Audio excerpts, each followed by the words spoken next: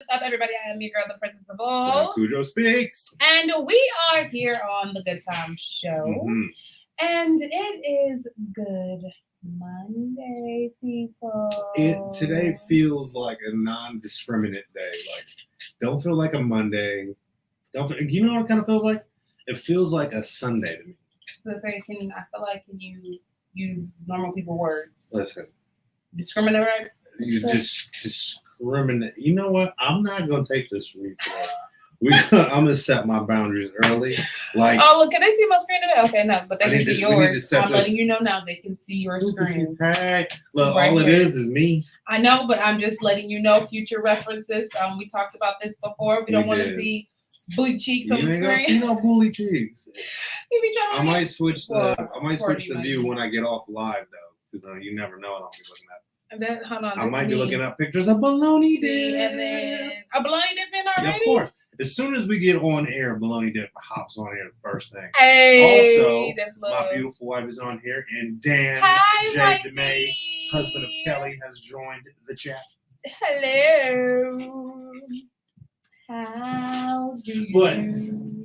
Like I was saying. Oh, mine is all the way over there. It legit feels like a Sunday. I think too because it's dreary outside and raining, and we just been doing work and kind of kicking it, and nobody's here. It just felt like It just felt like who is this? It's like people be trying it, man. They be trying. Don got the day off today, so he was calling me early talking about playing video games, and I was trying to boo-boo and shower, and he was messing up my flow. No, he threw me off. The flow. He threw me off. You can't mess up the flow, the Dawn. I want to start the show off by stating if you guys are in the Metro Detroit-ish area, this Friday, Cujo and myself, we will be hosting a fashion and comedy show. Okay. See if I can get it right. Yeah. I'm super duper excited right there, boom. I wish I had the flyer on the computer. I would have posted it too. Hold on, let me get this. Let me get my camera too. Let's get that camera. Boom. We're super duper excited. It's going to be very nice. Yes. I think for me. Well, hold on. Let's rewind. Are we gonna go to the? Yeah, we're gonna actually be normal today. Okay, well, we're gonna try to be normal. So let's. Eventually, y'all. I know we always miss the initiation because we'd be so hyped to just hop in and just do things. That's how it is. We are working on revamping our intro, and you will be initiated in the intro before you even hear our voice. Before we forget. Hear any of that. Before we forget. Can you kindly hand me, or you know what? I can use the light stand. I guess I can use the light stand. Yeah, that thing moves a lot. Just turn it off. At this point, I should have. I turned mine off though. Hear me. We got wireless mics for the show, and it was a bad idea. It was a very bad idea. Yeah, I'm gonna be using them. I'm gonna be using them a lot, people, a lot often. I seriously think though after the show we should test out and see if we can plug in the aux in the vehicle. You know, people do the carpool karaoke now. That is that microphone aux in that they be screaming in the cars with, or is there just like an amplified thing on it? We can. Thank you so much, Smoke. I appreciate you, brother. Your pit. How was Bring the Noise? Did you end up going to Bring the Noise, Smoke? I saw Flavor Flav showed up. That's pretty dope. Shouts out to my boy Dirty White, man. He's one of the hardest working cats in the biz. So I'm trying this new app. It's called Live Me Pro that I downloaded, and you can go live with all of your peeps on there. So what's up, Live Me Pro? Hey. Thank you for tuning in. But anyways, y'all, it is 16 minutes after the hour. 4:16 on the east, 1:16 on the west, and 3:16 CST. And Cujo knows it best, y'all. Sorry, I had a brain fart for one moment. Let's see. Raina G. Great is tuned in. Hey, Raina. Thank you for tuning in to the Good Tymez Show. She be having all the cool stuff. I just be downloading stuff. Y'all know me. I just be downloading and free trial and everything. If y'all have partners in crime that do this to y'all, just know that I feel you. Like they'll be posting stuff, or they'll pop up. It's this new. It's not me. And they wait till it's too late for you to be cool too, and then they want to put you on. I'm sorry. In front of everybody. I'm sorry. You know what I'm saying? She said, "Hello, dear. How are you, darling?" Hello, if you do not know, you are tuned in and watching me and my co-host on the Good Tymez Show. Hello. So we're in the studio, y'all. In the studio. In the studio. Let's see. Real One King 42,000 is tuned in. Hey, Real One King. He said 42. Okay, J so Ken all day 247. Yeah, J I got Ken, people. hey, J I got people. Oh, J Ken, maybe we can link up. I'll be in your town. It's going down. But for the people who may be in the Metro Macomb, Metro Detroit area, we will be hosting a comedy and fashion night at the Lisa Ray's Hall. She said, "Hello, dear co-host."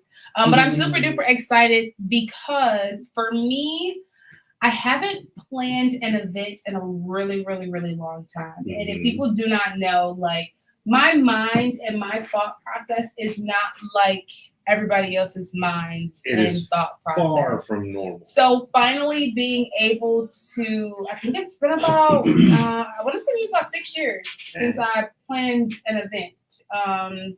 That was my son's baby shower. Technically, I didn't even plan that. I had my family and friends.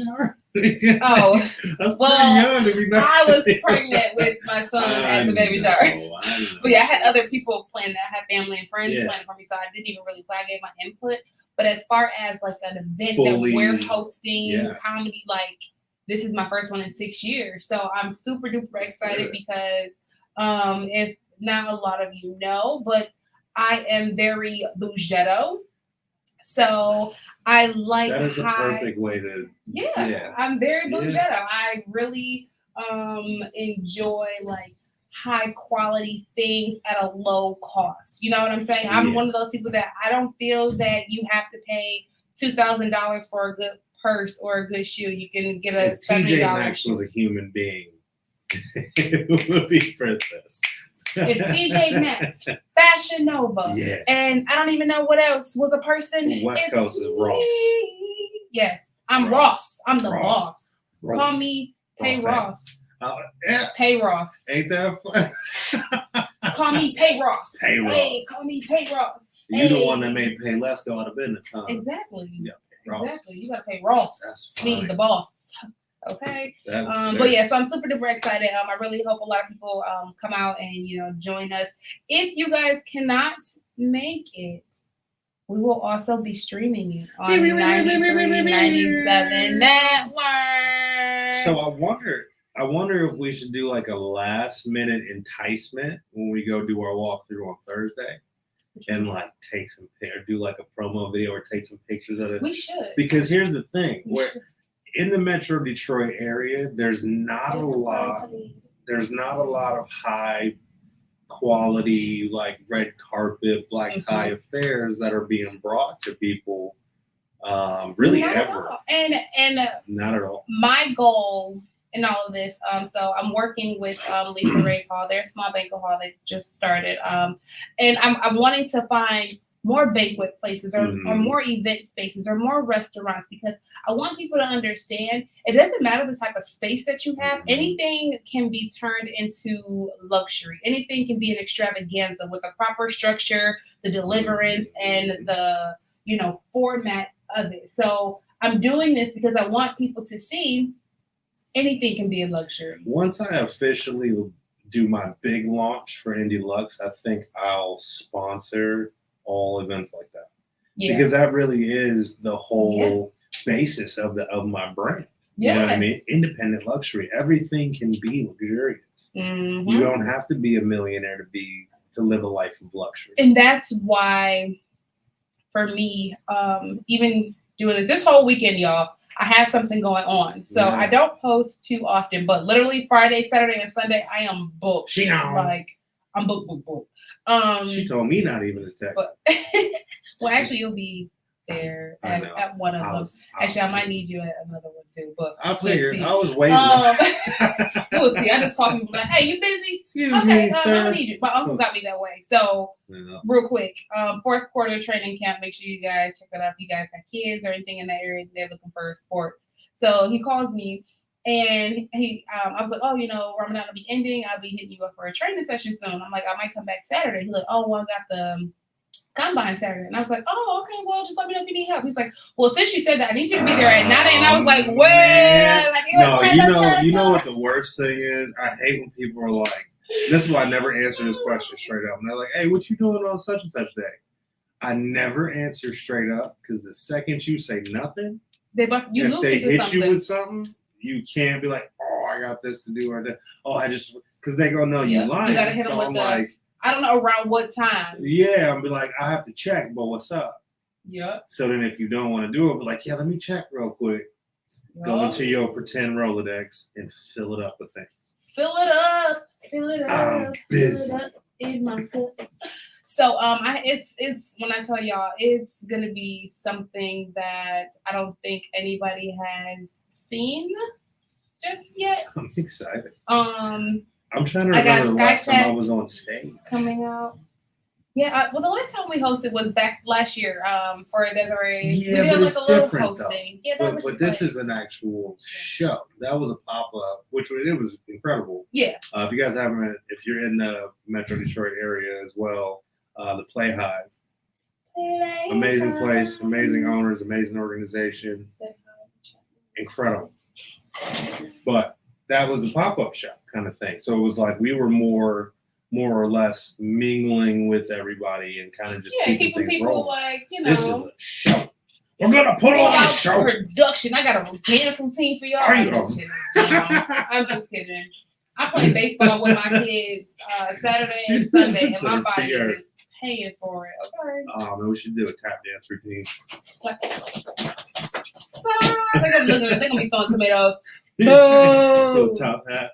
They're gonna do it like if you get the off the stage. Right, get off the stage. That's all right. We should hand out tomatoes, and when they walk through the door, and then tell them to throw it at our comedians. Throw it at the comedians? Yeah, without them knowing. But it'll really feel like back in the day. And then I'll have a big hook, and I'll just pull them off the stage. Like live at the Apollo. Yeah.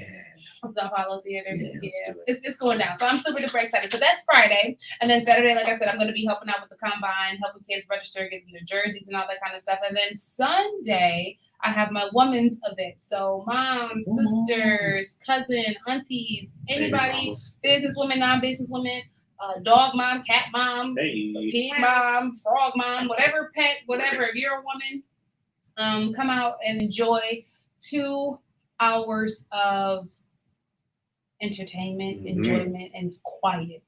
Okay, so the thing that I have learned is, as women, as human beings, we need we can do 2 hours. 2 hours a week to ourselves. That is not bad. To just kick it with other women, conversate, have some fresh, refreshments, some glasses of wine, juice, I was gonna say water. Refreshments. They getting drunk. We're not getting drunk. I'm talking about refreshments as far as food. Listen, fellas, if you're a woman, if your lady is going to this event, just be prepared to drive them home. Well, they can't get too drunk because I do have someone that's coming out that's going to be showing us how to do facials and testing products and stuff. If you're like a lot of parents so I'm not quite a stay-at-home parent. I used to be. No, we are. My wife worked. I know. I was a stay-at-home, but we're kind of right. Yeah. So even if I did drink, as much as it is with the babies, I know I wouldn't drink as much anyway. Yeah. And when do you really have time to sit down and enjoy anything? That's honestly become me. I used to love having a drink. Pandemic, woo, okay. Pandemic was fun. That year made me stop drinking. Yeah, and that's even me, who was a professional alcoholic. I was like, that's enough. That's enough. This is it. This is the Michael Jackson tour. This is it. This is my time. But no, I agree. Like, by the time with my work schedule, with my husband's work schedule, like I work afternoon, mornings, and he works overnight. So by the time I get off work and I get home, some days he's going to work.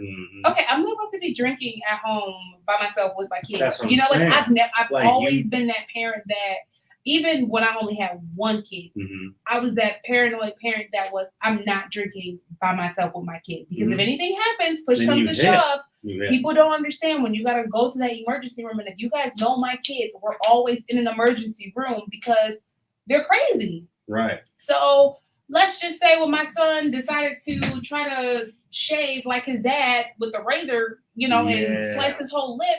And I had to run into the emergency room at night while dad was at work. Luckily, my mom and my dad and stuff were around. I would have been drunk taking my son to the ER. That would have been a quick CPS case. Yeah, you know what I'm saying? But for sure. I've just always been like that conscious, like I can't do that. And it's not enjoyable. Right. Like, you know what I'm saying? And you're about to blow my and that's my point too. So I know I used to tell people all the time when I was an avid drinker, it depends on the situation that you're in that really makes your tolerance. So being out at a live club and just and you're drinking, 2 or 3 drinks will make you feel far different than if you're at home having 2 or 3 drinks. Yes. You know what I'm saying? Yep, so I agree. You go out, you with the ladies, you having fun. You might only have 2 little glasses of wine, but you're gonna be turned up because you haven't had that excitement. I'm like a social drinker. Yeah. So like if I'm out somewhere or if I'm hanging out with some people, sure. But just like at home, it's Tuesday, let's pop a bottle. Used to be me. It used to be me, man. I can tell you all about it. But all you moms that haven't had this opportunity, listen, because trust me, I get it now that I had the opportunity to be a stay-at-home father, and I get that stress. Yeah. I understand how that feels, and I understand needing some time. Yeah. And you deserve it. I mean, and I want women to understand, even if you don't drink or whatever, it's also not about drinking. It's also just about relaxing, conversating with other.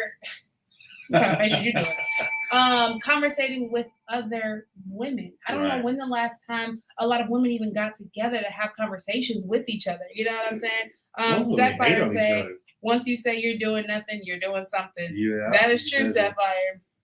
You tell somebody nothing, they've already wrote your name down and you signed up for it. That's what I tell people. Like my homeboy, he used to be one of my best friends in the world. I still remember that conversation we had about being super close to people and you don't talk for a while and then you kind of move them out of that. Yeah, this is someone I've lived with in high school. I lived with his family in high school. So he's always going to be a brother of mine. Yeah. I haven't talked to him in 2 years since I got home, so I've been mad at him. But anyway, he hit me up recently and was like, hey, there's a concert in July. And I was like, pretty booked solid, bud.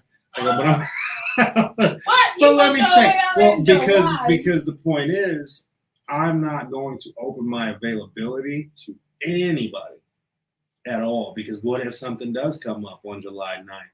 That's true. With the show or with, you know what I'm saying? Yeah. So I'm like, I'll let you know.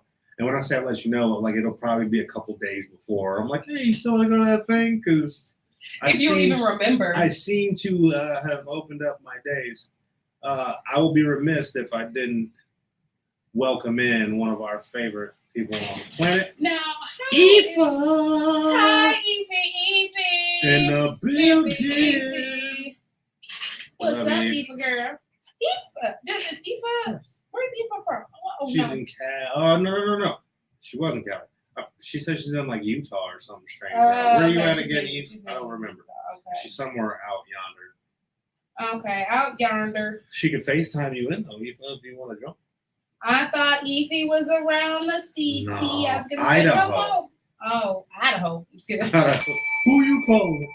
I wonder how. Do you get that joke a lot? I was gonna say near Boise. Who the hole? You the hole. Idaho. She said her milkshake brings all the Boise to the.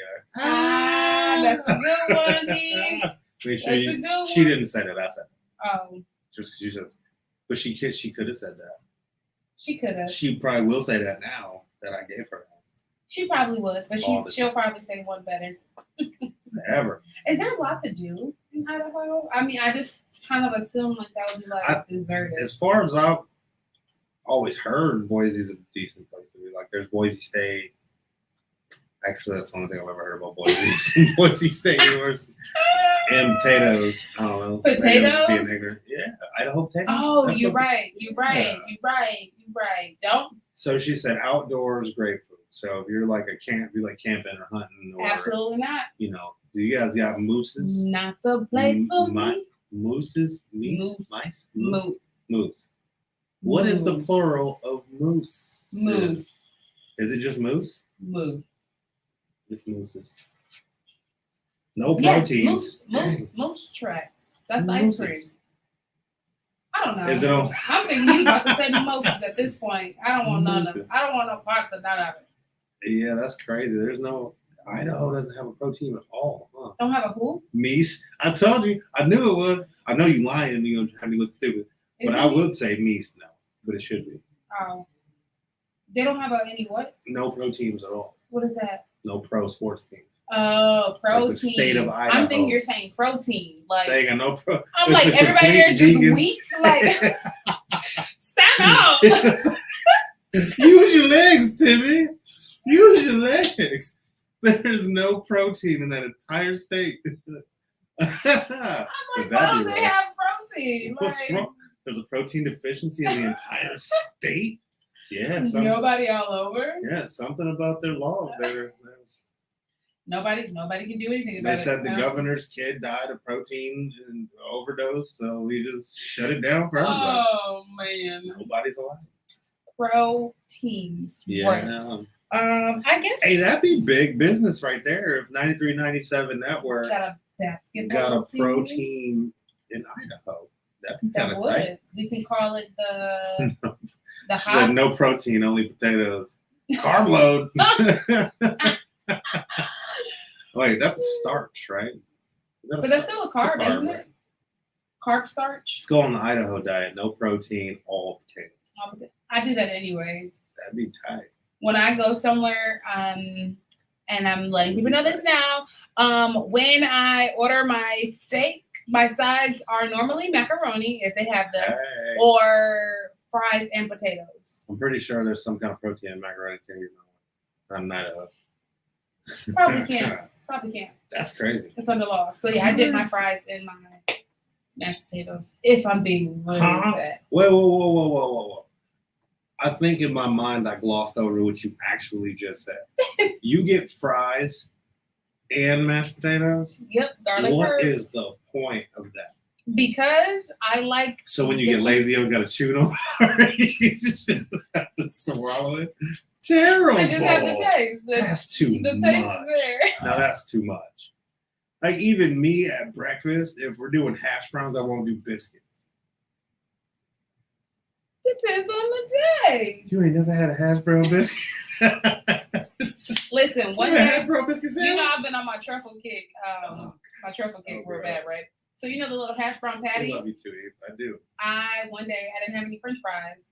I went home and I made me a truffle patty. Stop. It was the best thing I had. So were you using like truffle oil?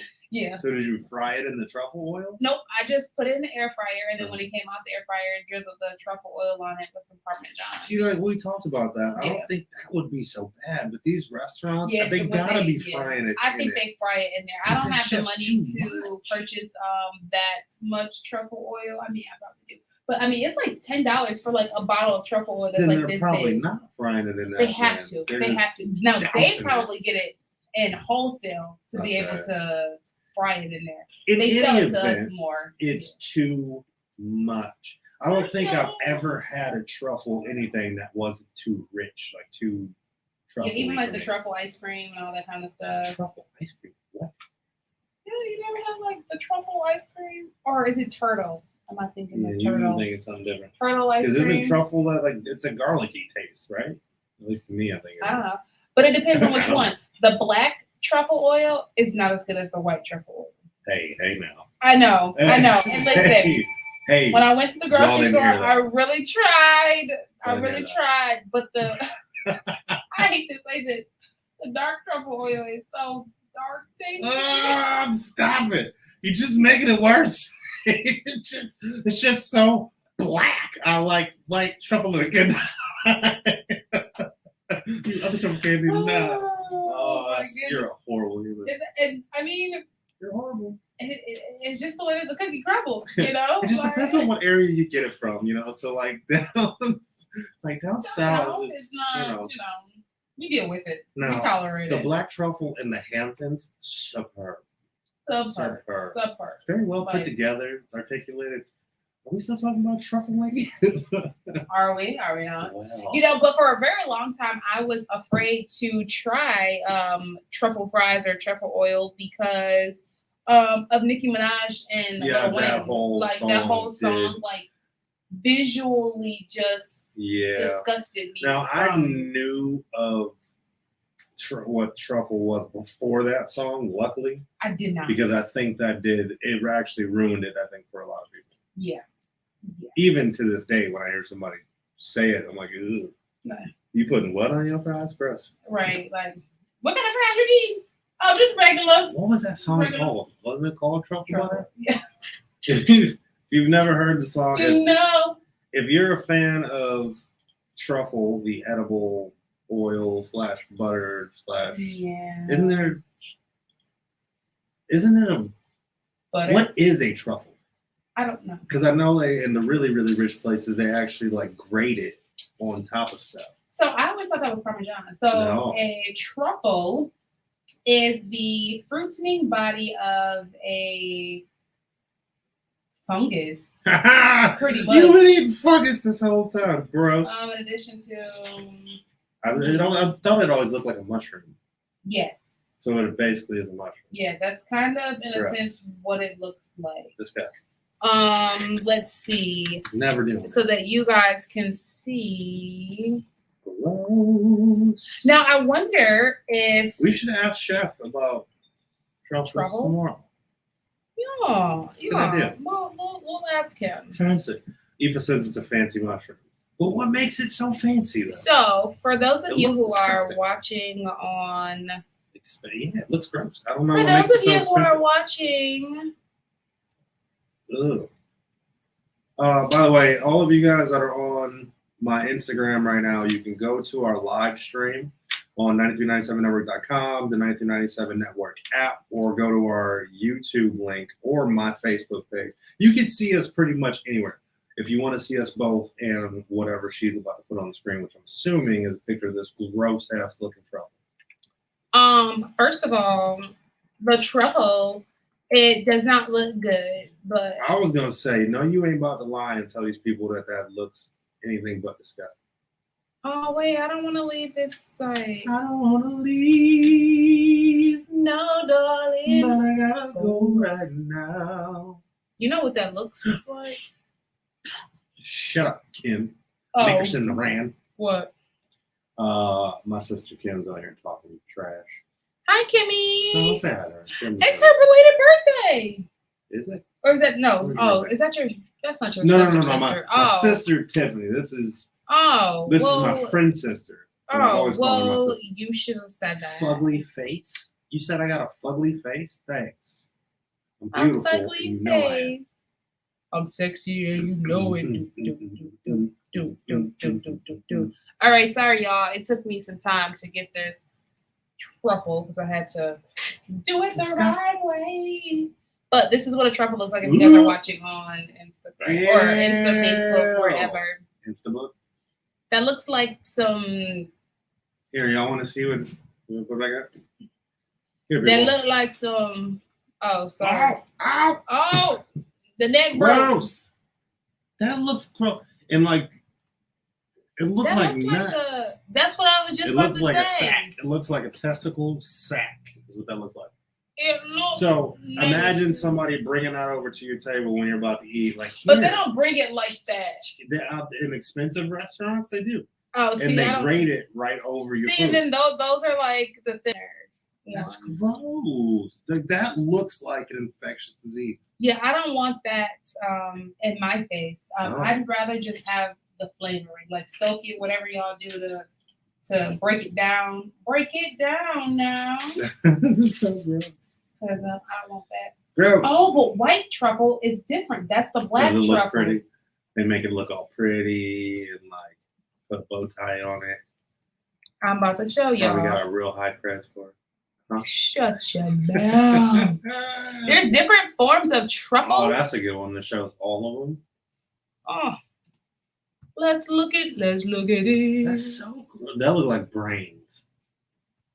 I want to put you in the Since brain. this you get paid if you sell. Ooh. What happened?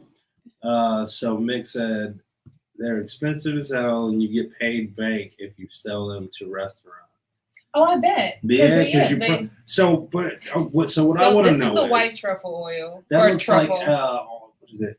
Almonds? No. Or mushroom. No. Well, what's the nut that looks like that? You gotta crack. Oh goodness gracious. Pecan? No, remember when cashew? I don't know if your granny did this, but everybody's granny had a bowl full Sunflower of nuts that seeds? you crack with the little thing. It was peanuts, just regular peanuts. No. These are all the different truffle butters right here, guys. You bet. Right there. All of the truffles. You got black truffle, black Noroko truffle, summer walnuts. Truffle. Oh, walnuts. Gotcha. Fall, winter truffle. Yeah, it's a lot of different truffles out there. So basically, at some point in history, some random person was like, let's slap a bunch of different names on this gross ass stuff growing out the ground and sell it to rich white people. I mean, when you think about anything in this world, right? When they say vanilla extract, right? And when I look up how vanilla extract is found, it's from a beaver's butt. Like, who one day was just out in the woods and licked a beaver's taint to say, "Oh, this is vanilla extract. It's delicious. It's great. I'm gonna squeeze it and put it in a bottle." Please like, tell me you're lying. No. Look, hold on. Oh, we're fact checking. You mean my French toast has been tainted with beaver taint? I'm gonna call it beaver taint toast from now on. Yep, that's what it is. Did you know that? No, that shit comes from the butter too. That's so gross. Ooh, okay, originates. Ew. It says a chemical compound used in vanilla flavoring and scent comes from the anal glands of beavers. The colostrum is a substance that is produced by beavers' castor sac, which is found between the pelvis and the base of the tail. Beavers use this substance, which is usually brown and sticky, to mark their territory. Brown and ew. Oh, never.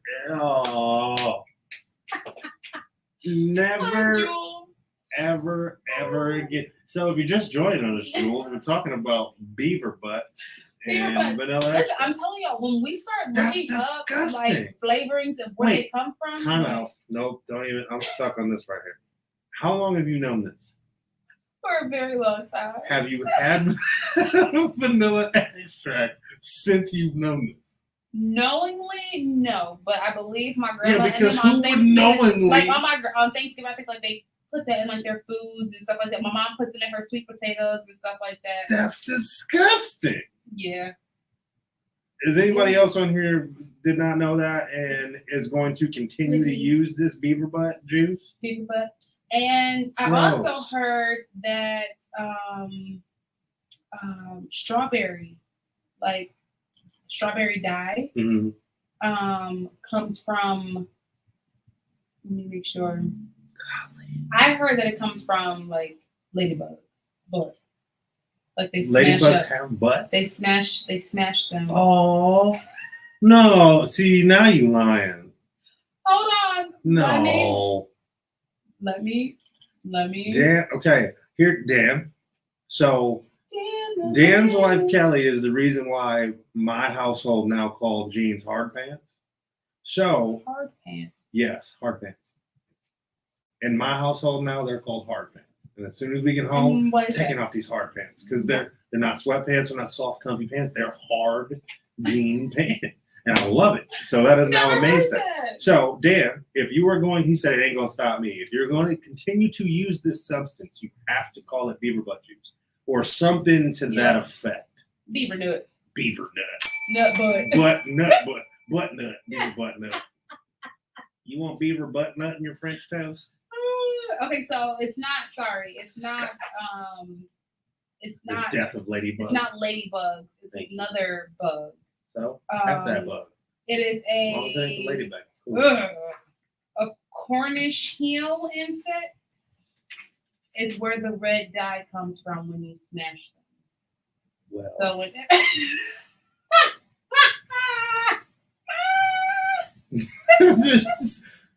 you are ruining everything for me. So like Hershey's strawberry syrup, like all it is crushed up bug juice. Bug juice. Oh, grubs. Those look like grubs. They do. Isn't that what they're eating in the Lion King? I don't know, but it just made my body temper. But I mean, you have to think about it. You know, at some point there were nothing but animals and things. I don't live in that world. I don't we live had to there. create them from something. No. They have to be brought from somewhere. No. That's just like, okay, yesterday, from yesterday on, I will not eat hot dogs anymore. There was something going around the interwebs, and it was a hot dog under a microscope. Oh, I should have sent you this other video. Seeing the one of how it was made, I'm like, oh well. Oh, you saw that one? Yeah. I'm like, oh well, it looked like pudding coming out. I didn't even care. I was like, whatever. Oh. But they did one under a microscope, and there were so many like bugs and living like in the. I was like, yeah, no, I'm not doing that. I think that goes for hot dogs and bologna, honestly. It's all the same. But a hot dog is nothing but a bologna smash. It's all the same. I mean, bologna. Honestly, if I'm being real with you, and not just because of this conversation and how gross it is, I've slowly been going towards a meatless life myself. There's been long periods of time where like, and the only person I can attest to this is my wife, because it's weird. Like I'll just go weeks where I'm like, just meat doesn't sound good. You know, my mom does that too. Yeah. Like where like she'll just eat sides for dinner, and we're like, what are you doing? It's just like she'll eat like broccoli like and like breakfast meat. Breakfast meat sometimes just the thought of it will make me nauseous. See, now eggs too. Recently, eggs are doing that to me. I can't like. Really? I'm like, well, that don't even sound good. I used to until like a week ago. It was like my favorite meal. I have spells just like Mac that. And cheese all day. I have spells like that. Like I will weird, right? Love breakfast food 1 week, and then like 2 weeks later, I'm like, I'm not cooking a single ounce. And I think it's kind of our bodies and our minds telling us like what we need, what we don't need. Yeah. But I want to say it possibly is because my husband is Muslim, so he does not eat pork. He hasn't ate pork in about 4 years. So it's, I don't say I don't eat pork. Like the only time I really eat it is if I'm eating it on pizza or something like that. So a lot of the times, a lot of meat that I eat is only like chicken. As far as like breakfast food, I only eat turkey bacon. I can't stand turkey sausage. I like ham. Like ham sandwiches and all. If I go to like a sub place, see, I don't even eat sandwiches, so yeah, I don't eat no. Now, what I will do is I will do some smoked turkey breast or something like that. Turkey tits. With like and this is gonna sound real crazy because I don't eat tortilla flatbreads either. So what I'll do is I'll get the. This woman doesn't like tortilla, so we just got hold on segue. Real quick, I'm talking about the lunch I had today, and I'm like, "Oh, you gotta try the chicken bacon ranch. It's delicious." She's like, "No, I don't eat wraps." What do you mean you don't eat wraps? You don't like tortillas? No, it'll be soft shells. What? I don't. So what I'll do is I'll take the turkey breast meat and I'll lay it out and I'll cook some eggs and I'll put the eggs in there and I'll roll it up and I'll eat that. And that is really good. That's really good. If y'all have not tried it, please do so. Please. So we ordering when we have like a family dinner, right? Because between me and you, the menu would be kind of jacked up. No, it would be because our tastes are like really different. You know what's gonna be fun though? I mean, he puts ketchup on his mac and cheese. I mean, Aoife and Lamont actually bought me that gift that you know what I'm about to say, and I talk about it to this day. You know how in the cafeteria they got the pump condiments? They bought me a pump ketchup for Christmas one year or my birthday or something. And it was the greatest gift I've ever received in my entire life. It was incredible. You know, I got my kids the cereal dispenser. Later, tell the baby we said what's up. You just gotta go get a baby food now. Oh, tell the baby hi. Tell the baby hey. Yeah, I bought my kids the cereal dispenser kind of like that, where you turn the knob and it like dispenses it. Because he likes to make cereal in the morning and always uses all the cereal in a half a bowl. And you know what my kids would do if we got that dispenser? Just turn it first. They would stick their finger in it and just do this. Oh, well, no, it's like a knob. You twist it. And then, like, why? Because my kids are destructive and. Now, I had the milk dispenser, but the only thing I did not like about the milk dispenser is I felt like it made my milk go bad faster. Oh, I'm sure. Because it wasn't like, sealed well enough, probably. So it was sealed, but what would happen is, so it was like a pump that you put inside the whole gallon and it goes around the knob. And when you push the cup up to it, it automatically. So the milk would get stuck kind of in the straw processor. So then I just felt like it was just making my milk bad. And it didn't come with filters. It was a great idea that I saw on Amazon, but they got to perfect it a little bit better to where it's easier to clean. It was very hard to clean. Yeah. So I had to do it like Big Daddy, where you put it in the little squirt bottle. I need to do something.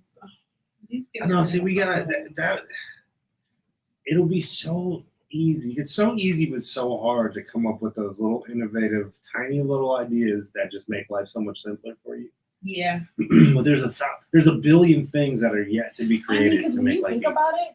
Can you imagine like the person who did like the windshield wipers or the sun visors? Like, what if we didn't have those in cars? Like, whoever created those, it would suck. Genius. It would suck. Like gas cap, gas can, like glove compartment, like the pop top to get into your can. That's true, which is actually a straw holder if you flip it around. What? Learn that on TikTok. Wow. You put your straw in there so it doesn't just be. Okay, but then again, only like bougie women that don't want to mess their lipstick up use straws. That's true. In a freaking can. But if you're drinking like juice or liquor or something like that. Me too. I don't like drinking. I don't know why people drink pop through a straw. For me, all you're drinking is like the carbonation. Yeah, I can't do that. That's strictly unless it's fast food cup. Probably no. Well, I hate drinking stuff with ice in it out of an open cup. Yeah, me too. It messes my teeth up. I got bad teeth. You gotta fold your lip. And then you gotta filter it like, okay, ice, juice. Now you about to choke and bite your tongue at the same time. Just let me get a sippy cup. An adult sippy cup would be dope. I have one. Do you? I have several. Now, was it made for an adult, or did you just convert it into? It was made. It said, "Mom." It says "Mommy's sippy cup" on it, and it's a like little tin cup, and it has a lid where like I can slide my lid closed, and it has like a little gap space to separate the ice and stuff. I just can't use crushed ice. Use crushed ice, then you're screwed. See, but no, you're missing the point. I mean, like actual with the like chewable top with the little you want to be spout. Yeah, I'm trying to get down. You want to be walking around with like what was his name? I know you're talking about that fast fire. Yeah, I'm not even playing. That'd be dope. And the super cool. Where it's like you tip it up and it's like miniature straws. Or tip it up. I'm not playing. I think it'd be dope. This is what we were supposed to talk about on the weekend. We were supposed to research. Raina is still tuned in, and Jules. Hey, Jules. Hey, Raina. Jules. This Johnny Depp. Yeah. I'm kind of waiting. Get into it. I'm kind of waiting for the dust to settle because right now, everything I'm seeing, it looks like one big joke. To be honest, but I see a lot of people siding on his bed with Johnny. Oh yeah, like, everybody's like. Shit. And apparently, her lawyer team is. It looks like she picked him off the street. There was one clip that I saw where the lawyer was like, "So, would you say that you're a lot bigger and stronger than Miss Heard?" And he like laughed, and even you could see her go. And then it goes to a bunch of flashes of pictures of them next to each other. She's bigger than him. I'm like, that's dude, true. Like all the questions that they were asking him, like he's hilarious. Yeah, at least he is in court. She looks terrible. She looks horrible. I didn't know too much about her. This whole thing going on until I start seeing their divorce, and I'm like, what's this big fuss about? And I mean, it's gotten real crazy. Well, this is a defamation trial. I don't know who's on trial and who sued who. Right, but I guess they divorced in 2016. But I didn't even think that the defamation trial would be public. Like I know defamation Here's the is funny public, part about but it. it's like it's not real. Here's the funny part about it. At the end of the day, this should not be getting media coverage. That's what I'm saying. Now, I thought a defamation is just between the attorneys, the judge, the defendants. There shouldn't be an entire trial. Like there's people who are getting away with murder right now because there's no trial. Right. This is going like people are using. So we're gonna talk about that a bit more in detail. But it is hilarious. I wanna research this about. I also want to talk about the parents of the free fall teen. They want to sue the park for the wrongful death, which we knew that was coming. Yeah. Right? I mean, we didn't. Yeah. But yeah, we're gonna talk about that. Huh. Wait, one thing that I did see yesterday about that trial. What? So I guess there was one of the main things that they said that she used to keep on her was this makeup palette to cover up her bruises and stuff. The makeup company came out and said they got divorced in 2016, right? Mm-hmm. That makeup palette didn't come out till 2017. I was like, what? Case should have been over right there. Like, all right, now they're just blatantly lying. You lying and doing too much. Yeah. You're doing way too much. So it's going to be interesting when we do. So you want to do that what? Let's do that on Wednesday. Yeah. We can possibly talk about that on Wednesday. Let's do that on Wednesday. I really want to dig into the case. Because you know me. So many postings. I want to really get to the root of it all. And like we said before, I can't remember what was happening, but it was something that was being highly publicized. And we were like, you're not looking at what's really going down. So because for this to be the mainstay in news right now, there's something else happening it has to that nobody's paid attention to. And once this is over, then we're going to be like, oh, when did that happen? Oh, why I was looking at Amber Heard pooping on Johnny Depp's bed. Exactly. You wouldn't pay attention. It was scrolling across the bottom of your screen. You was out here drinking beaver butternut juice. So gross. So it's been a lot going on in the media, and I am trying to cover it all, but I have not even been brought up to speed with a lot of it because I stopped paying attention. Yeah, the baby tried to fight somebody else that used to be his bodyguard as an artist. So did you see that? Yes, I did see that. No, I saw that one when it first came out.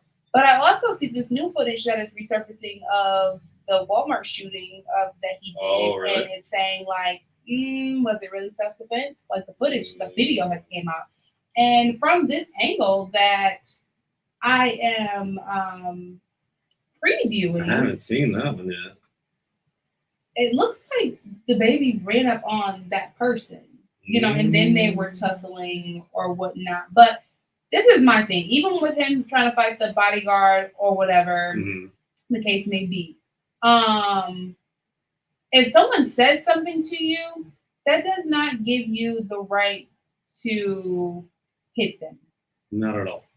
We talked about that with the Smith situation, and to me, that video of the baby walking down the tunnel and whatever that guy said to him, it doesn't you don't matter. just turn around and punch somebody. They didn't put their hands on you, so you don't put your hands on them. Honestly, after seeing that, I'm never a opponent of violence unless it's needed.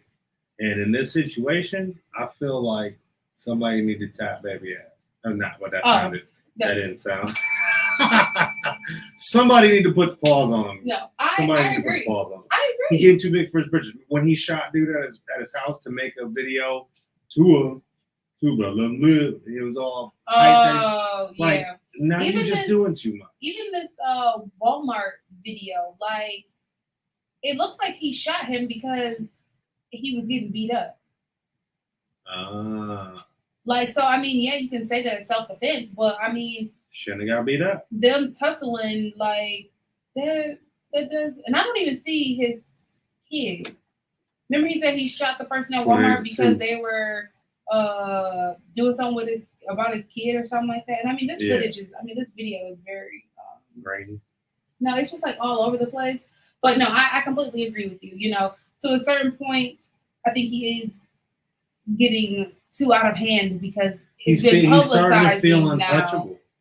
him killing and like it's okay and like it's popular. Like rap, it's one thing to rap about something you did in the past. And when I say past, I mean like 5-something years ago. You can't rap about something that you did 2 weeks ago. I don't think you should ever rap about something. Well, like no, that. but that's what I'm saying. You know like I mean? You're rapping about your past, like right. you went through something, but not the fact that you shot somebody and hype about it and warning people. Because at the same time, that's someone's loved one, that's someone's family member. Like, where is your empathy for the situation that took place? Just because you guys had a disagreement, you guys got into a scruffle, that does not mean that someone should lose their life over that.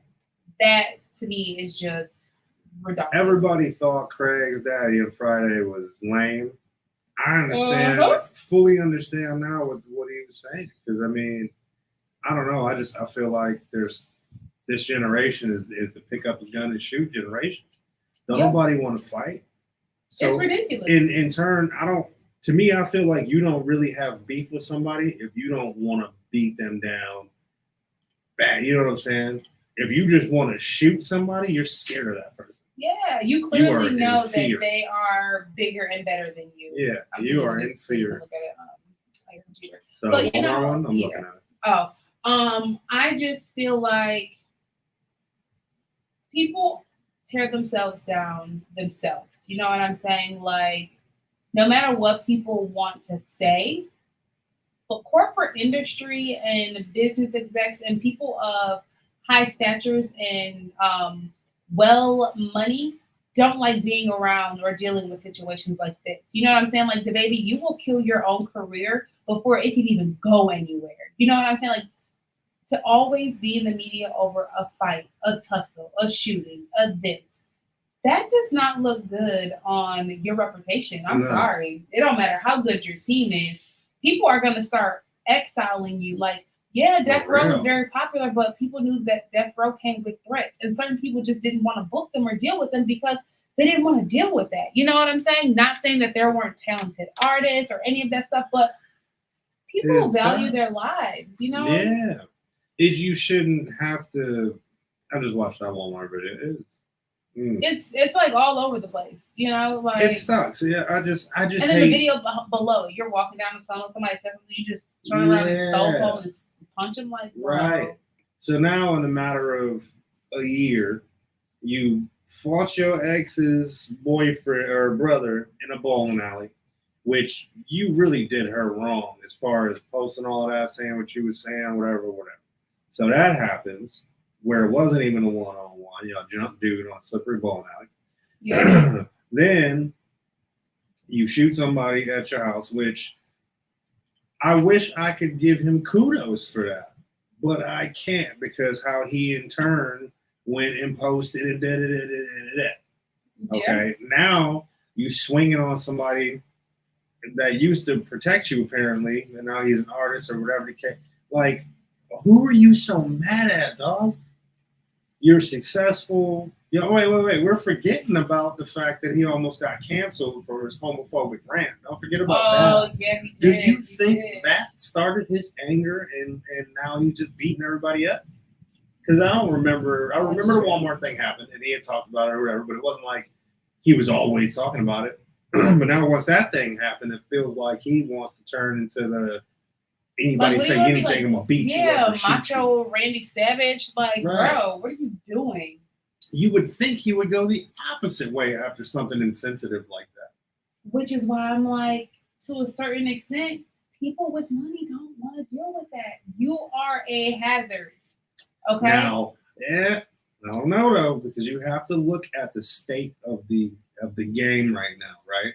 Which it's actually interesting. Vic Mensa said something about how no other music industry is called a game, but the rap game, because we're seen as a joke. Yeah. I was like, God, Steve. What was it saying? The fact that his career. Oh yeah, the state of the hip hop industry and the rap industry is the thuggish, the shooting people, the drugs, that's what's popular right now. That's what's hot. So he's probably gaining more fans by doing those things right now, unfortunately. I get what you're saying. I get what you're saying, but I feel like the media and the industries, they like people who talk about it but don't actually do it. Because when you actually are about that life, now you are a cost to us. We have to hire more security. We have to do more of these things to protect you. Now, having somebody do like, Rapping Hood or whatever, but they're able to be Hood crossover is one thing. When you think about like a Juicy J, he was able to get on a song with a Katy Perry because he was from the hood, but he's not promoting that right now. So you're a crossover market. The baby right now, he had with Dua Lipa, and she cut him off of that track. She took him off that song. He can't go pop now. Yeah, no, you can't go. And that's what I'm saying. Hip-hop. Now you are categorized to only hip hop because no matter what, even when he was the baby mom, what was her name? Danny Lee. They had a pop song together. They had a few pop songs. Like she helped him go pop. So the fact that you did that to her and like I think him and Will Smith will do a song together now because they both exiled. But what I want, what the biggest thing that I want people to understand is, in our culture, just in general, human nature, you are your own worst enemy. Always. You will bring yourself down before anybody else if you do not work on being able to be controlled, and I'm not even gonna say controlled. I will say if you are not learning to be a team player, take criticism, take advice. You hire a team to tell you things that are not good for you. I don't know where this man's team is right now. They let him go crazy. They let him do whatever he want to do. Tyler said almost canceled. He's definitely canceled within the LGBTQ plus community. Anybody want to buy my DaBaby vinyl? It's cursed. I can't get rid of it. Hey, listen. When I say canceled, though, I mean like career's over. Like nobody's saying nothing. Canceled. Hey, he came back. When? He's back right now. Oh, I know. I think. I don't think so. I think. You know what? There's a long that would be hilarious. I would love to do that. I've always loved Cat. I think what he lost me with the 14-year-old thing. Like, why are you out here fighting 14-year-olds, Cat? That's when he lost me. I was like, I don't know what's happening here. Was he fighting the little boy, or did the little boy hit him and he just let the little boy hit him because he knew he couldn't hit him back? He was taught. Just like DaBaby, he had gone on a string of like doing some stuff that was questionable. I remember, and then that came out. I gotta watch the video. It's been a while since I've watched the video. So I don't remember what the setting was, but I know he. In any event, you're a megastar. You're a superstar. You shouldn't even be. I was explaining to my daughter yesterday, right? Because we were talking about a long list of things that parents have to talk to their kids about at some point in time. Oh, I know. Yeah. So what I was explaining to her, she's like, well, why can't this happen? And I'm like, listen, in life, the only way to make sure something that you don't want to happen doesn't happen, never put yourself in a situation where it can happen. Yep. So in my mind, you got a fight with a 14-year-old, you were in the wrong place doing the wrong stuff. I can't. If that was how that went, now there's no way. Like, I never will put myself in a situation where something like that can happen. You know what I mean? Unless I just felt like fighting a 14-year-old that day, which is possible. So it says, Cat might still argue he felt threatened. The kid was inches from his face, and that's why he threw a punch. So he saw him first. Multiple cases going on. I can't remember. I'm going to watch the video. Yeah, he got beat up. I think they were out there playing soccer or something like that. That he was out there with the kids playing a game. Okay. Because he had the soccer ball in his hand, and they were all out there playing. I guess the little boy got too serious or whatever, and him and Cat had some words during the game or whatnot. And Cat got beat up. Sorry, Cat. Yeah. I know you probably don't like that if you see this probably gonna come on the show. But I watched his last stand-up. I think it was like 2012, and he joked about it. He talked about it. He said, I had no business being down there and all this kind of stuff. You know what I'm saying? Yeah. And he talked about how he was on medications and stuff like that, and doctors don't tell you like, oh yeah, you take one of these or And that's why I like his last I liked his last stand-up. I never really watched Cat Williams stand-up, but his last one was. I was good. a huge fan of his in all the movies he's been in. He's hilarious. And then he had Pimp Chronicles, and I think Pimp Chronicles 2. I think those are the only ones that I saw, and they were like, to this day, there's still quotes from that I'll use. It was hilarious. I hate when I feel like he got to his peak, he got to where he was up, and then something always happens. Yeah. It just seems like it always goes down like that. But it's also because he talked a lot. He talked a lot about what was going on behind the scenes in the entertainment business, and a lot of people don't like that. So I mean, you can get exiled from behind the scenes too, because once they cast you out back there, it ain't nothing else. But I want to talk about the music industry right now, because I feel like we need to. Oh, Baha Betty showed that she made $50 million on OnlyFans. Oh yeah, you didn't see that yet? I meant to say something about that, because I kind of agree with her. So her whole thing is everybody calling me to catch me outside, girl. I'm so sick of that. Why don't you call me the girl who made $50 million on OnlyFans? Call me the girl who just starts listing off, all these things that she's accomplished. And I'm like, I mean, yeah. Because you did take that and ran with it and made yourself, What's she doing on OnlyFans to make $50 million? I forgot. She can't rap though. $5 million or something. It wasn't $50 million. No, was it $50 million? I know she just bought a big mansion somewhere.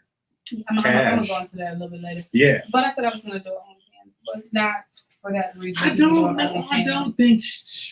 don't think she was out there on there like that. See, I don't know. I don't have any subscription. So originally, my understanding, OnlyFans started to be a subscription-based site anyway. Mm-hmm. Other people started using it for other reasons. Now, when I first heard of it, it was already that.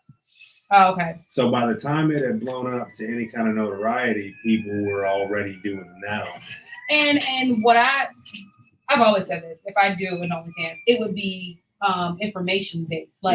Because we give a lot of free game that people, take for granted. And I mean, unless people want to see my feet.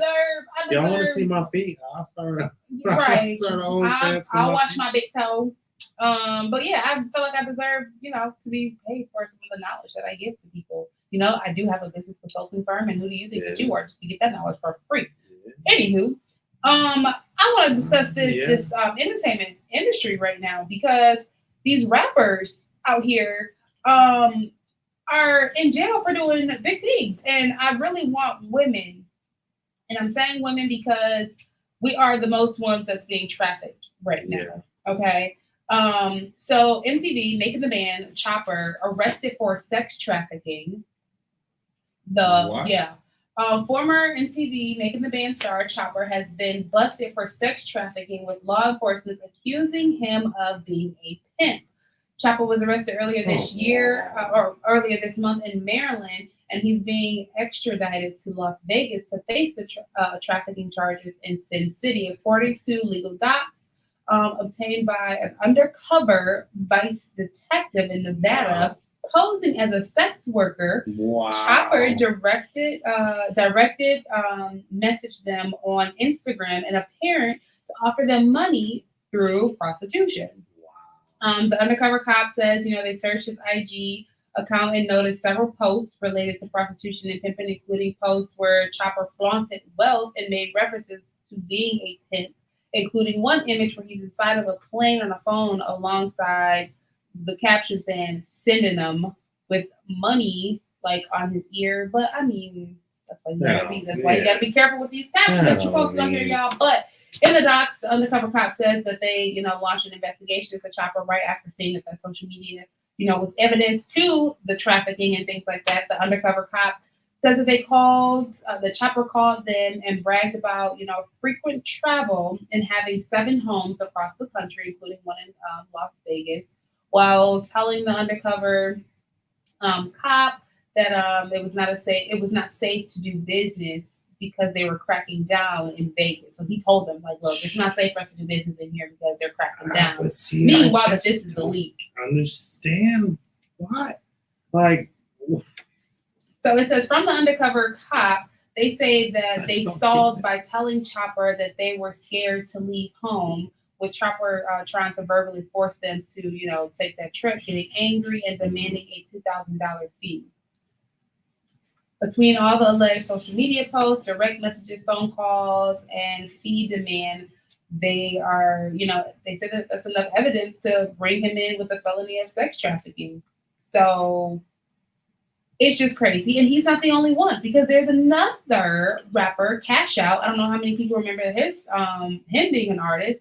He just got arrested for counts of rape and sex trafficking. Cash Out? No, not Doughboy Cash Out. The rapper, his name is Cash Out. Wrong with that Nina. Oh yeah. Hey, can I meet you? Him. So I just don't understand. Like, what's okay for one? Golly. He's facing 25 to life in prison. Porn is free. Thank you. Right. Thank you. Like what? And then in certain places like Vegas, prostitution isn't legal there, right? But they're just accepted. They got the little escorts and the slapping the cards in Vegas and all of that. So I mean, that escorts can't be illegal there. So why do you feel the need to illegally pimp if you can have a legal escort? It's not business? legal. It's not legal. Having the escorts and stuff isn't legal? Yes, prostitution is not legal in all countries, because Clark Country, where Las Vegas is located, has a population of 7,000. Mm-hmm. This means that prostitution is illegal in Las Vegas and in the surrounding areas, but there are other counties where prostitution is not authorized. Mm-hmm. So I don't know how those girls are getting away with it. Maybe because it's the escort service, and they might be supposedly excluding, like they're not supposed to be sexual in nature, probably. See, escorts are legal in Vegas, but prostitution is not. Because if you call it being an escort and you say that sex is not what you're doing, but still, okay, especially in Vegas, how are you illegally pimping in a place where pimping is pimping? But you know what I mean? Like, so prostitution is offering to pay for sex with anything of value. Escorting, on the other hand, refers to paying someone to accompany you to an event or on a date. Right. So I escort you to this place to do these things. Prostitution is I'm just doing this. Give me the yeah. So I guess escorting is more of a personal decision because you're choosing to go out with this person, versus prostitution is I'm sending you here to do X, Y, Z. To do the deed. But still, okay, so my point is, out of all the ways there are in this world to make some money these days, I just don't understand. Like, your record deal was that bad, bro? That's what I'm saying. That bad. Well, they didn't get signed, I don't believe. Oh, I'm even talking about the Cash Out Boy. Oh, right. He had 2 songs that was like very popular. That's it. In that's 2010. It, yeah, that's she's before. Working. Hey, she's all working. that money probably gone. And he couldn't get another hit. It says, but still.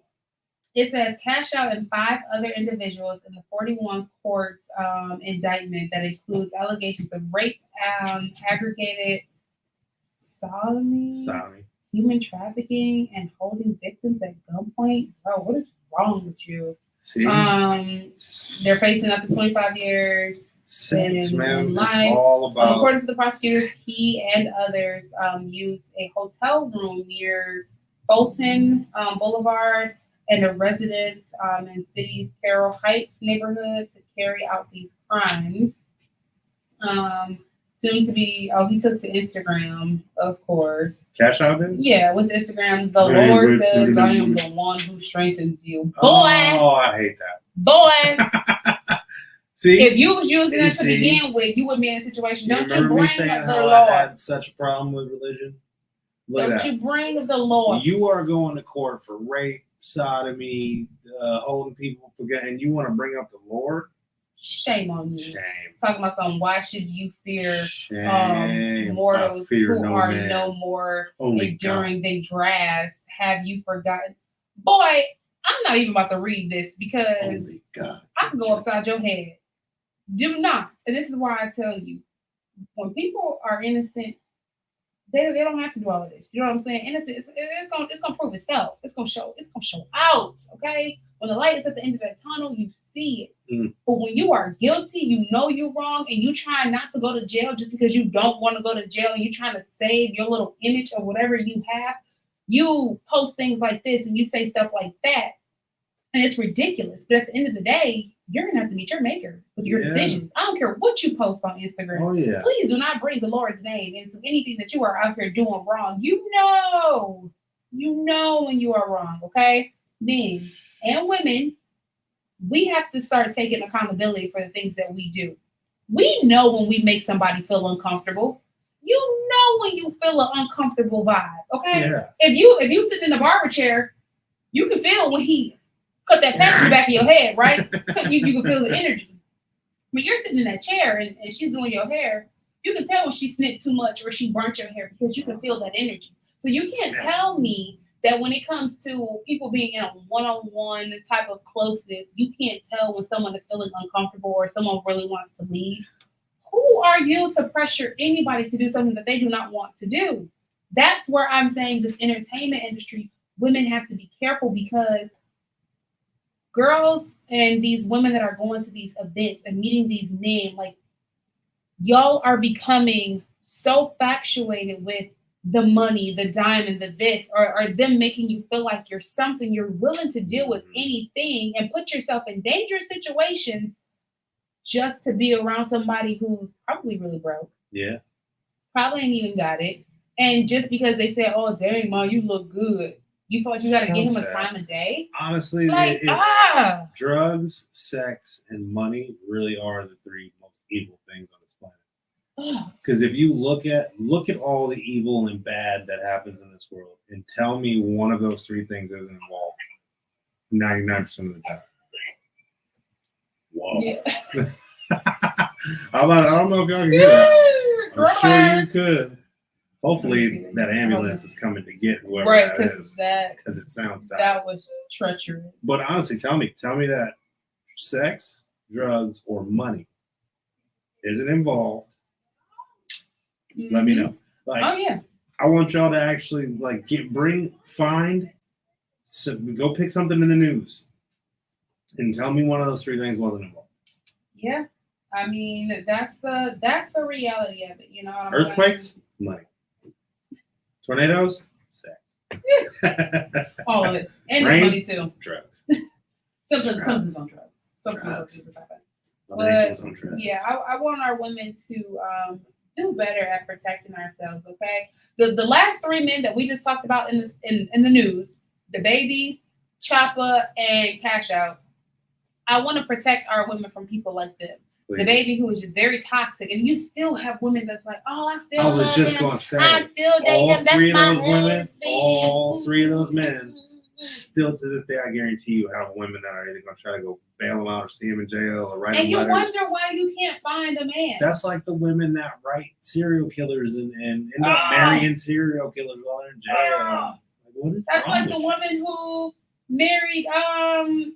No, not Nancy. The one who they did the story on used to try to beat him. Oh, I watched him. Like, Ted. hey, yes, Bundy. And had a baby. Listen, the little Bundy girl. Yeah. Hoping I'm like your daddy. But it's nothing like my daddy. Like, oh, that would be hilarious if she made a TikTok like that. I just don't like my daddy. They would indict her immediately. I don't care. That'd be hilarious. Immediately. That'd be so funny. But yes, all of the men old is she, lately. I don't know. I was about to say, look, we both gay. I'm a huge crime and murder, and this is because my wife. I guess I did kind of like all that stuff before, but now I'm like obsessed with it because my wife is a closeted serial killer. Her name is Rose Bundy. Rose Bundy. Why would you not change your name? She like her daddy name. Stunning like my daddy. Stunning like my daddy. She's 39 years old. Stunning like her daddy. Is that Bundy still alive?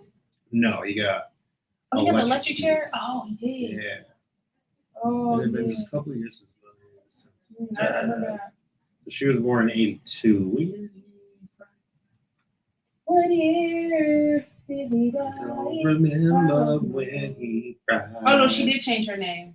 Okay. Abigail Griffin. Why would you choose that name? That's instantly what I thought about. Like, wow, who is this woman?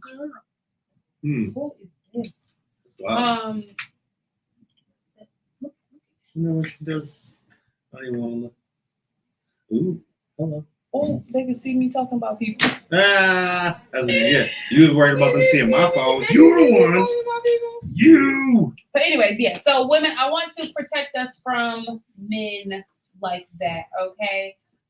Just know your worth. Yeah. To protect yourself from men like that, you just have to know your worth. There's no amount of money and there's no amount of power out there on the planet that should make you dim your shine or sit second fiddle. Or give up your behind. Come on, man. Like you're nothing. You're worth much more than that. If you need to pay the bills and X, Y, and Z, like there's another way. I think people get conditioned. There's a lot of pandemic relief programs, okay? You get come on, just cut a toe off, and then you'll be like, oh, that's right. It'll help you pay your mortgage, There's your car note. For somebody with 9 toes. Yeah. There's ways. I'm saying there's a billion ways to make it work. You don't have to. What I hear most often is, I don't got nothing to do. There's nothing else I can do. I have no other choice. Yes, you do. You had a choice. You have so many other choices. And I think that's the part that, like, I don't understand. Please help me understand. Why are women just so easily, like, bought? Like, by a compliment. Dang, man, you cute. How you doing? Right. Can we raise our standards? First of all, if you think that you're about to come in with that same, hey, ma, you looking good. Ma, you ain't my kid, boy. Thank you. I ain't no mama. That'd be a really good line for women that don't like that. Like if somebody calls you ma, be like, oh, sweetheart, if you're calling me ma, that means you're still just a boy. Oh. Holler back at me when you grow up. That's what Megan Thee Stallion said. Got your baby daddy on my. Ah. Yeah, because like if you breastfeed, you're like, come on now, like what is you, a little boy? Yeah. Like don't come at me with no ma. Dang. Or the other one, they always, your man let you have friends. I don't understand, and that's what I hate the most about. Okay, so speaking of hip hop in the industry, there's a list of topics that you know are going to be in the majority of every song. Yep. FJB. Yep. Right, or Yo Girl Want Me, right? Uh-huh. How many drugs? Lean? You doing lean? Are you popping a perk? Yep. Sounds about right. You got the blicky on you. You gonna pop a N-word, right? Yep. Or you off that brown liquor or something. Or their name is some kind of clothing brand. Right. Of some sort. Yeah. Gucci, Versace, I don't know, one of those. Or how fast, what they got on the dash, 200 on the dash. Yep. Right. Gotta talk about a big booty. Gotta talk about big booties. Yep. We just named the whole... every song to... Yeah, the whole catalog. Yeah. I mean, sounds about right. Yeah. Which, that's why I'm like... Yeah. I'm hollering. So I'm excited for us to do our Throwback Thursday playlist because it goes back. There's going to be a whole slot, a 3-hour slot of times where you're going to hear nothing but music, where it was lyrical, where it was real artistic music, not just, you ready? You want me to make a hit song right now? Ready? Yep. Got your girl in my crib. And she taking the pill. I don't know where she live. Cause she with you for real. Got that Gucci Chanel. Got that Prada, that bag. Get your money, get money. Ooh. Get your money like that. I got your girlfriend at my house. I'm getting money, getting drunk. That's my pills. Yeah. I'm doing pills. Yeah. Now, loop that with an 808 under it and a hi-hat, and I guarantee you it'll go flat. Absolutely. Disgusting. Absolutely. Because that's all people hear. You know what I'm saying? Like, I just don't understand why people are just raise your bar, okay? And I mean, maybe that does have to do with something about like your experiences in life, but I mean, with the internet now, you can experience anything from across the life. Like, you know what I'm saying? Like, you don't have to be in a better predicament to feel that you should be in a better predicament. Like, you know what I'm saying? Like, I've seen people in terrible positions, but when they get around other people, you would not know because They studied well. They did a lot of research to make themselves fit in this crowd that they technically don't belong in. You know what I'm saying? So it's no excuses to why you can't be around the quad of people it's you want to be. It's a lot of misinformation. So I understand it because I was shown at a very early age how false it is.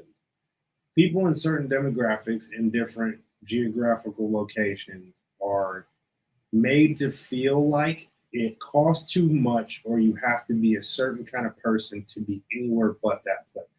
Yeah. And that there is no opportunities from people from that place.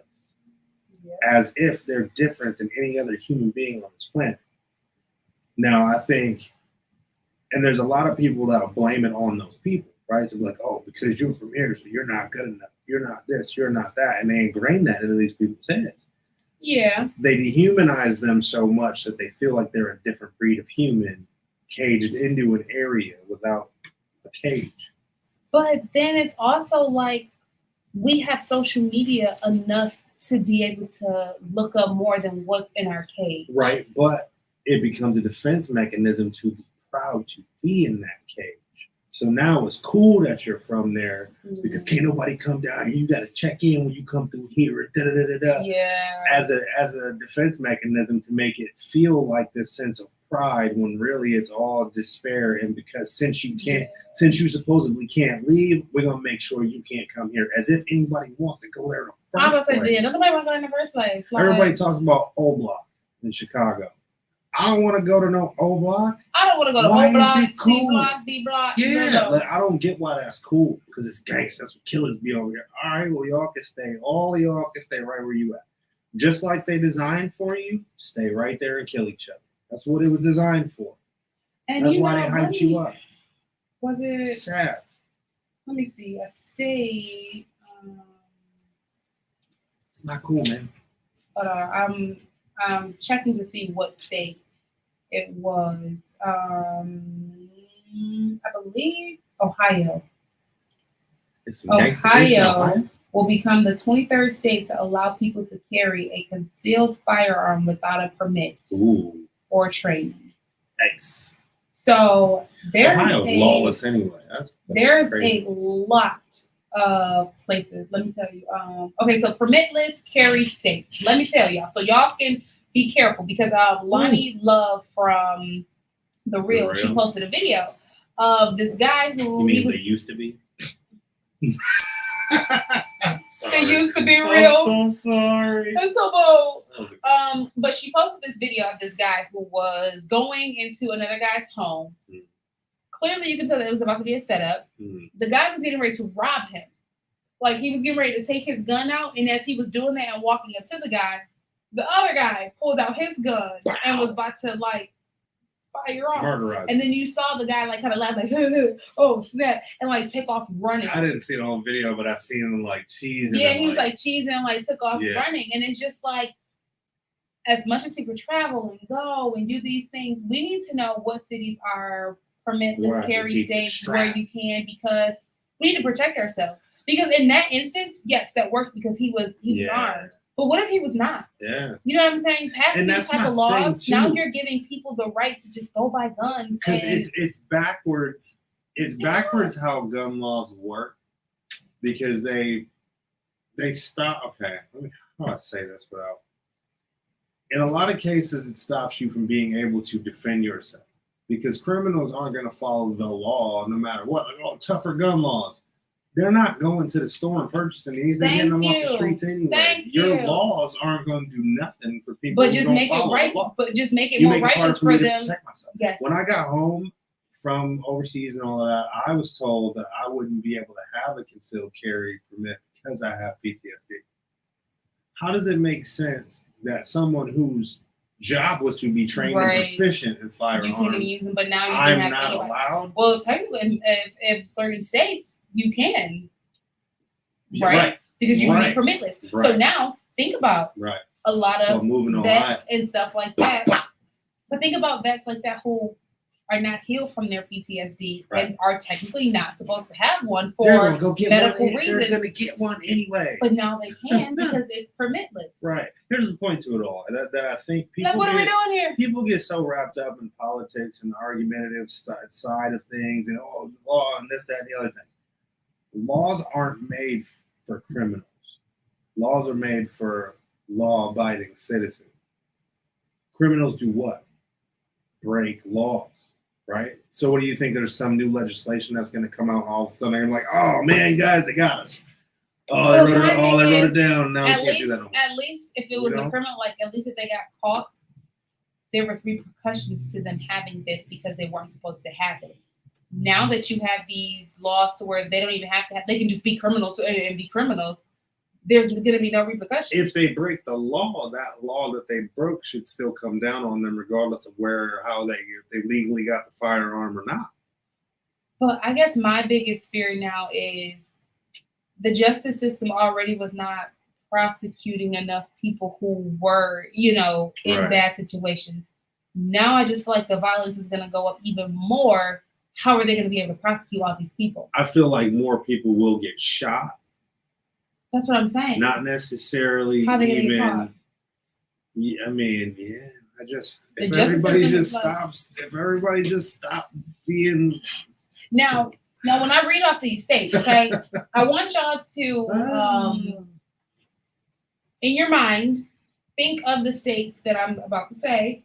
Think of, and I hate to put race into How the many factor. of them are Predominantly, melanated yes, areas? yes, okay. I want you guys to listen to this, okay? So, Alabama, Alaska, Arizona, Arkansas, Georgia. This is all white people. No. How How many black people you know in Alaska? Only one. That's the only one. I only know one. I'm one saying black that's person the only. in Alaska. That's the only state so far. Arkansas. Arkansas, yes. Really? Pine. My cousin, she went to Pine Bluff, Arkansas, and it's a HBCU. Like it's very popular, and I know a lot of people down there. Georgia. But isn't there a good mix in those southern states of white and black? It's a good mix, but it's also the South where majority. Okay, continue on that list, but I do want to see if I can find the percentage of races in all these states. Because it'd be interesting to know. Because what it sounds like to me, when I think of those places, I think Confederate redneck white people. When I hear those states, I don't think. I guess I'm thinking of the minority area because I know Alabama. And it is the entire state is a permit state. Yeah, the entire state. Huh. Yeah. Okay. But Alabama will not become effective until January 2023. Okay. So yeah, Alabama, Alaska, Arizona, Arkansas, Georgia, Indiana, Idaho, Iowa, Kansas, Kentucky, Maine, Mississippi, Missouri, Montana, New Hampshire, North Dakota, Ohio, Oklahoma, South Dakota, Tennessee, Texas, Utah, Vermont, West Virginia, Wyoming. Those all sound like Caucasian-led states to me. Like if I'm cracking a joke and I'm talking about where white people are, I'm probably going to say one of those states. That's just me. I don't know. Okay, here we go. I found it. Okay, so here's what we're going to do. You list the state. I'll tell you what percentage is what. I found it. And we're just going to do melanated and non-melanated. Okay, so Alabama. 68% white. White. I thought it's more than half. Mm-hmm. Alaska. 64%. Okay, are we saying What? How do you want me to break it down? Whether give me the black percentage, the melanated percentage. the melanated percentage? Okay. Because that's what I care about. Okay? Alabama, 26%. Okay. Alaska, 3%. Arizona. 4%. Arkansas. 15%. Georgia. Let me scroll. 31%. Indiana. 9%. Idaho. 0.69%. That means Eva is part of that 0.9. Oh, Eva. Oh, Eva's on the Caucasian side of the world, but her ends. That sounds weird. We're just gonna leave it at that. Her soul is black. There you go. Iowa. 3%. Kansas. 5%. Kentucky. 8%. Maine. 1.38%. Mississippi. 37%. Missouri. 11%. Montana. 0.50%. New Hampshire. 1.6%. North Dakota. 2.9%. Ohio. 12.4%. Oklahoma. 7.2%. South Dakota. 2%. Tennessee. 16%. Texas. 12%. Utah. 1%. Vermont. 1%. West Virginia. 3%. Wyoming. 0.96%. So Eva is in the building. So in your state, there's only Idaho. There's only a point. Hold on, let me go back to Idaho. For one, I don't know if you knew, Eva, but you can conceal carry legally. Yes, in Idaho. 0.69% of your state is melanated. Now, this is my biggest thing. So did you see what I'm saying? No, but as a culture, though, now there's not even that many. Here's the thing, though. In those states, and this is why it may seem like there's a lot of black people in those states. In those states, and in Alabama, all 26% of those black people are probably in one county, right? In one apartment building. You know what I'm saying? Like they are redlined in most of these places to not a large area. In Idaho, where Eve is at, I bet you there's a Martin Luther King Drive somewhere, and all 0.69% of them black people live in or around that area. Yep. And I'm not being goofy. Real talk. If you look at the real estate market, not the real estate market, but look at the history of real estate and look up the term redlining. Oh, yeah, it's a real thing. And then you'll understand what I'm saying. Absolutely. It's an absolutely real thing. And that it still happens. The crazy part about it is when you look up, the population in the U.S. of melanated, it's only 13.4%. Yeah, it's not a high So it's not a high percentage. But what I feel from those percentages are with legalizing those percentages in those areas, I feel like they're saying, go kill yourselves. You know what I'm saying? Pretty because much. When we have people like, when you think about the Ahmad case, he's minding his business, and people who just have the right to carry can just go out and kill willy-nilly because they just feel like, Trayvon Martin.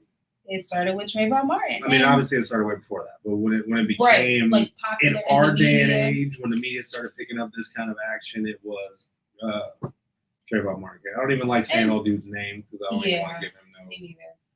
But that's just the part that I'm worried about. And I don't have a problem with guns because guns is not the issue. Right. It's people that are the issue. Yeah. People kill people, not guns. And I just know, as much as there are, people out there who just love guns and gun safety, I know there's a bunch of other people out there just looking to harm people. I personally believe that there is more good than evil in the world. And if you arm the good, the evil can't win. But at the point where we're at, there are so many laws against good people having guns that the bad people are running around like the Wild Wild West.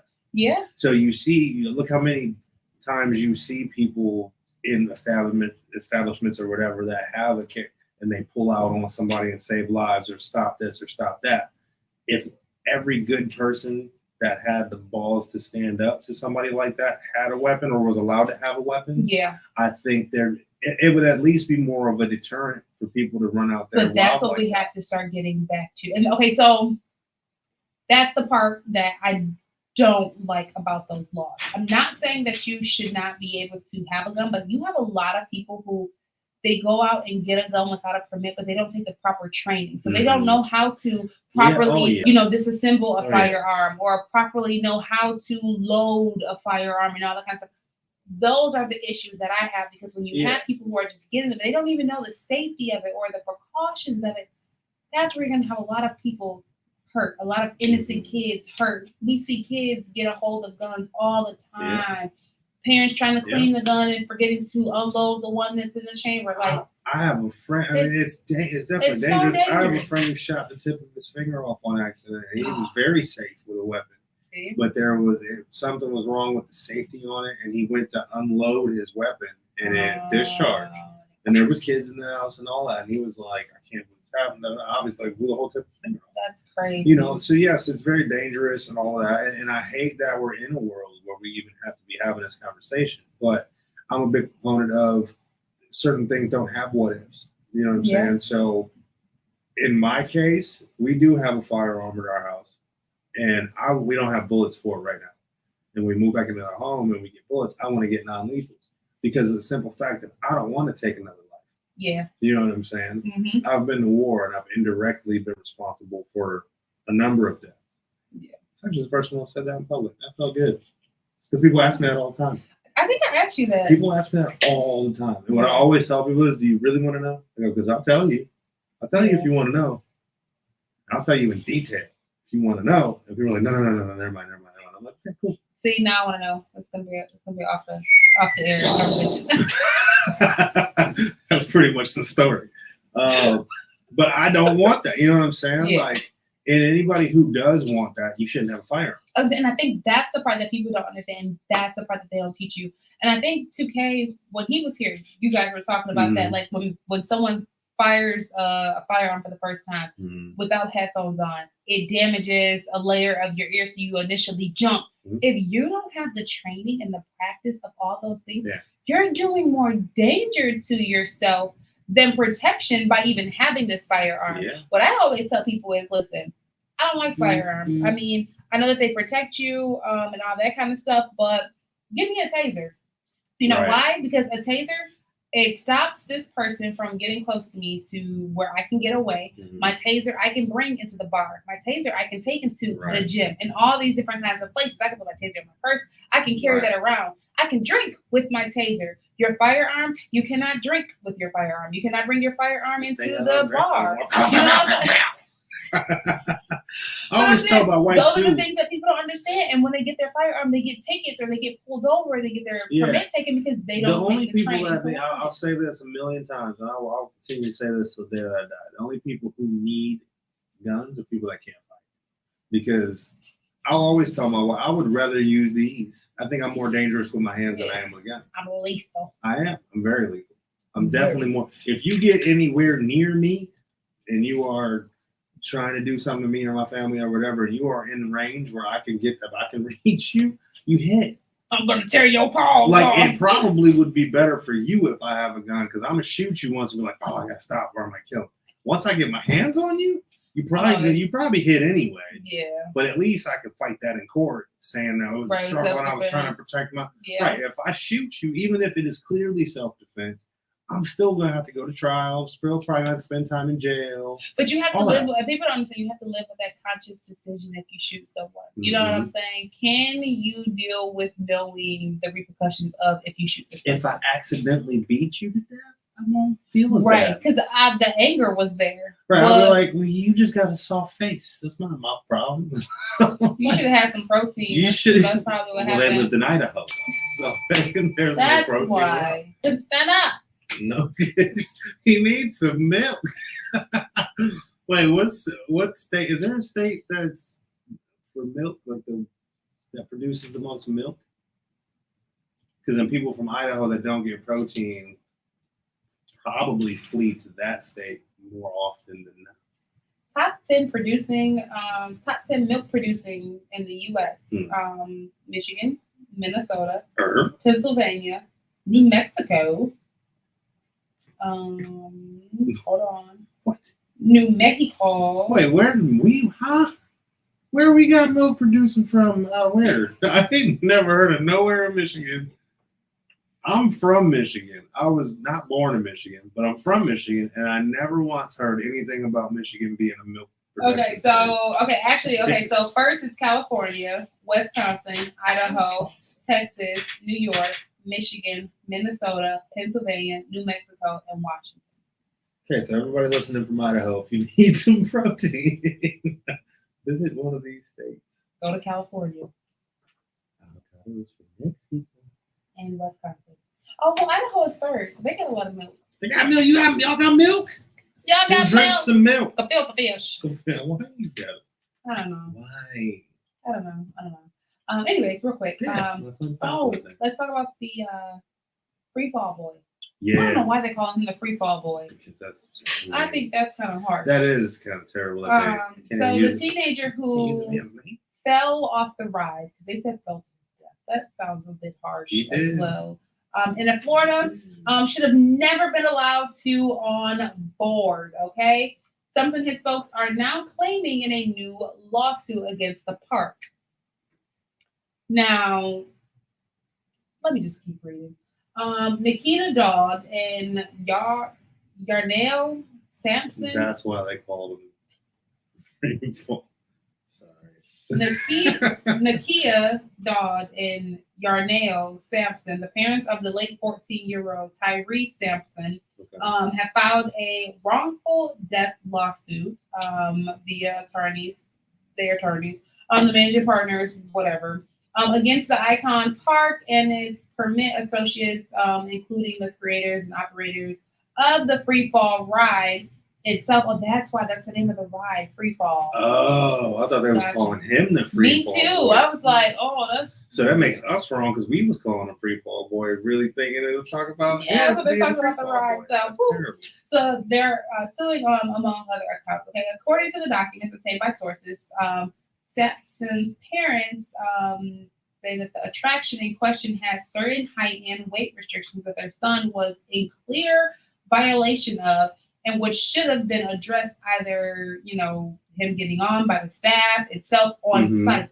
Somebody. His parents, however, claim no one or none of that happened that day. Namely, they say there were no signs. Nobody tried to say, oh, you shouldn't get on here or any of that. Nobody working there said anything either. So Tyree got in thinking that there wasn't a problem when there clearly was. Now, the parents know that he was denied other access to other rides, but I guess that particular ride didn't say anything. So the parents know, like, okay, they didn't let him on that ride, but you guys are letting him on this ride. Maybe thinking, okay, maybe this ride, weight requirement is different than the other ones. Not thinking. And that sucks too for whoever the guy is that was running that ride, thought he was being cool that day and like, I'll let you ride. And not just that, but the parents also claim the ride itself wasn't as safe as it should have been compared to the other rides of the same nature, alleging those other free fall type drops are often protected against with not just shoulder harness but a belt as well. Yes. So that's what they're kind of suing as well. It says, as we know, Tyree hit the ground from 100-foot fall and scrambled to injury. Okay, I don't want to read the rest of that. You saw that. I've seen. Yeah. But did you see how big this kid was? Yes, and that's the problem. Sitting down. Yeah, that's the whole issue. I mean, it's super unfortunate. And like they said, when the ride stopped after he had fallen out of it, they checked and it was locked, but it didn't come down enough to secure him in it. So it's one of those things where you just never. What I've also heard with this ride is it's supposed to have like some kind of signal to where if all of them don't latch, like they should never ever even go up. Yeah. I heard allegedly, I'm not sure, I guess we will find out in the trial. Whoever was working that system bypassed that alarm for him to be able to get on it. Ooh. Which is why it went up, which is why when it came down, it unleashed because they bypassed that like security code for him. That had to just be the perfect storm of the wrong situations. Because I've been on those rides, and it does feel like you're going to fall out of that thing, even when you're correctly strapped in. I don't know if that's just the fear inside of me or what, but seeing how he came out of that seat, it didn't look like it was ever harnessed. Because when you think about something, right? If something is just over your shoulder, even if I just put my jacket over my shoulders, right? When I'm going up, of course it's going to be pushing down because it's the wind going against it. It's when I'm coming down, which is where this is going to fly off, and where is the protection? You know what I'm saying? So it probably was never harnessed. That's why he didn't fall going up. He fell coming down because you could tell he slipped right out of it. If you think about it, when you're going up, right, the G forces are smashing you into the seat. Let's do it. Right, you're going up, the G forces are smashing you into the seat, right? Oh. Now, when you're coming back down, you're going to lift off of that seat up into the buckle of the harness. Now, when it stops quickly, if he doesn't come down directly on that seat, if he comes down a little bit forward like he did, then he slips out the bottom of that. So if you guys are watching on YouTube right now, I have my... I don't know what's about to happen to y'all. Need to see this too. Oh, no. Okay, no. If you guys are watching, right? Boom. It's strapped on, right? Boom. I'm going up. My jacket's there. But if I flop down, where's my harness? Where's the jacket? Where's my harness? I'm naked. He slipped out just like that. This will be admissible in court. This is going to be the one that breaks the case wide open. Yeah. Sue him. Get all that money. Name that boy the Tyree Fall. That's not the ride.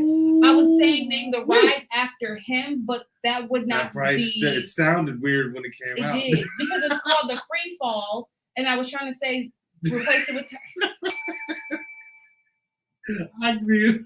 The intention. So you just got chills, didn't you?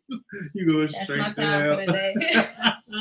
She didn't mean it like that, Joe. I really didn't. I was saying she didn't mean it like that. I was saying sue them and rename Earlier, that right I just said that somebody needs to tap the babies. That didn't sound right. And I said somebody's insides was black. Look, I've been on it all day. It's just not coming out right today, y'all. It's okay. But what I'm saying, I don't even know why there needs to be a trial. Yeah, obviously you can tell that boy was not supposed to be on the ride. No. Y'all were wrong, but they're probably going to try to defend themselves, you know. But I think he was only in 8th grade. Yes, I think I would be surprised if it makes it to trial. If I was the owner of that park, I would settle out immediately. Oh yeah. Say face it. Because they're going to go through all of your rules, your regulations. You're going to lose more. Not even just that. You're going to lose people ever coming to your park from putting this family through that. Mm-hmm. Making them go through some long, drawn-out trial because you know what the lawyer's going to do. Look into that kid, everything he's done, trying to defame, defamation of character. But see, if they tried to do that, I'm letting you guys know right now. Hey, is this thing on? This is your girl, Princess of All from the Good Tymez Show. Right now, if they try to make it like that, this boy did anything and he was a thug, he was whatever he did, he ate Skittles and drank storming the Capitol and whatever. I will personally try to go to one of these trials. Oh, let's go, yeah. And raise some ruckus. Oh yeah. Because when it comes to something like this, there is nothing nobody could have done for this. His personal background doesn't matter. His mama background, his daddy background. I don't care if his mama was out here doing whatever. His daddy was doing this and that. That has nothing to do with this young individual falling off of this ride because it was poorly secured on his behalf. Mm-hmm. I don't want to hear none of it. And media, if you cover one story of it, I promise you right now, I will come after you. Until you do right by me, everything you do right by me. And I'm putting that out there right now because I just hate how, when you see cases like this, they try to make the victim like they're such bad people and nothing that this child would have done, he deserved it. And that's the funny part. The only reason why they do all that is because there's 12 people sitting in that box and it's a game. Mm-hmm. You got to try to trick these 12 people into believing that person deserves what they got. Exactly, to make yourself feel better. And how in the world in this situation, this isn't a case of him getting shot by somebody or he was on a ride that he shouldn't have been on and he's no longer here. Tell me what there is to talk about. It says that he was 6 feet and 2 inches tall and weighed 380 pounds. The manual provided by the manufacturer listed a maximum of 287 pounds. So how do Case you closed. let a over 100-pound child get on a ride? Case closed. When I go to the parks, y'all need to start putting scales up there next to the height thing, because I'm telling you, what do you have to do? Because if I take my son to airtime right now, they're gonna be like, oh, he can't bounce on these trampolines because he's not above this height. Right. So how about y'all solve this? Start getting scales, putting it on the side. Step on the scale. Step on there, okay? You're large. That's their argument, though, because I keep hearing this too. Because that boy looked like he's 380. When it came down, it was locked. When it came down, it was locked. Now the problem is, why isn't there a middle buckle? But it doesn't matter. It doesn't matter if it came down or not. But that's what they're saying. They're saying it was locked. So they're saying whoever was putting it on him, it did lock. Because when they check it, that's all they do is they shake it and make sure it's locked. Because if it's locked down on you, you're not supposed to be able to fall out. I got a pair of jeans, and when I put that belt on, the belt is on, but is it really? Like, for my pants to fall down. You know what? It's funny. What I'm saying? I have that problem right now. I've lost a significant amount of weight in the last month, and I'm used to putting my belt on a certain hole. But now I'm like, I'll put it on that hole, and I'm still like pulling my pants up. I'm like, man, do I gotta go up? But y'all know when you putting on something too tight, it might click for that moment, but as soon as you breathe, it might pop it back out. You know what I'm saying? Like, and I hate the sound effects, but I'm just saying, if it locked, it probably locked at that moment. But when he breathed and went up, it probably unlocked. Because it probably I don't think that thing was locked. It locked, but where it locked at, it wasn't down enough for security. It wasn't enough. But still, there was too much space. That still don't even make sense. You see how big that boy was? It was no space left in there to lock. You get what I'm saying? Mm-hmm. That boy was too big. Like, I can tell if it was or understand if it was a smaller person that slid out of there, then you can say it was too much space. When you look at him, it don't look like it was no space left.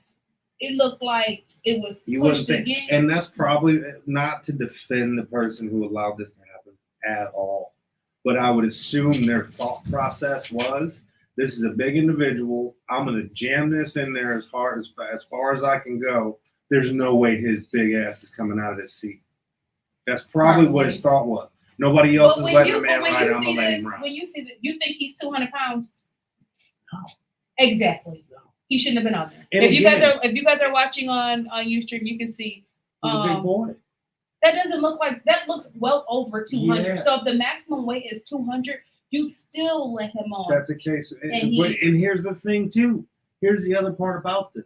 How many times do you think that worker or those workers there have bent the rules to make somebody happy and let somebody on who technically by rule shouldn't have been on, and nothing bad happened?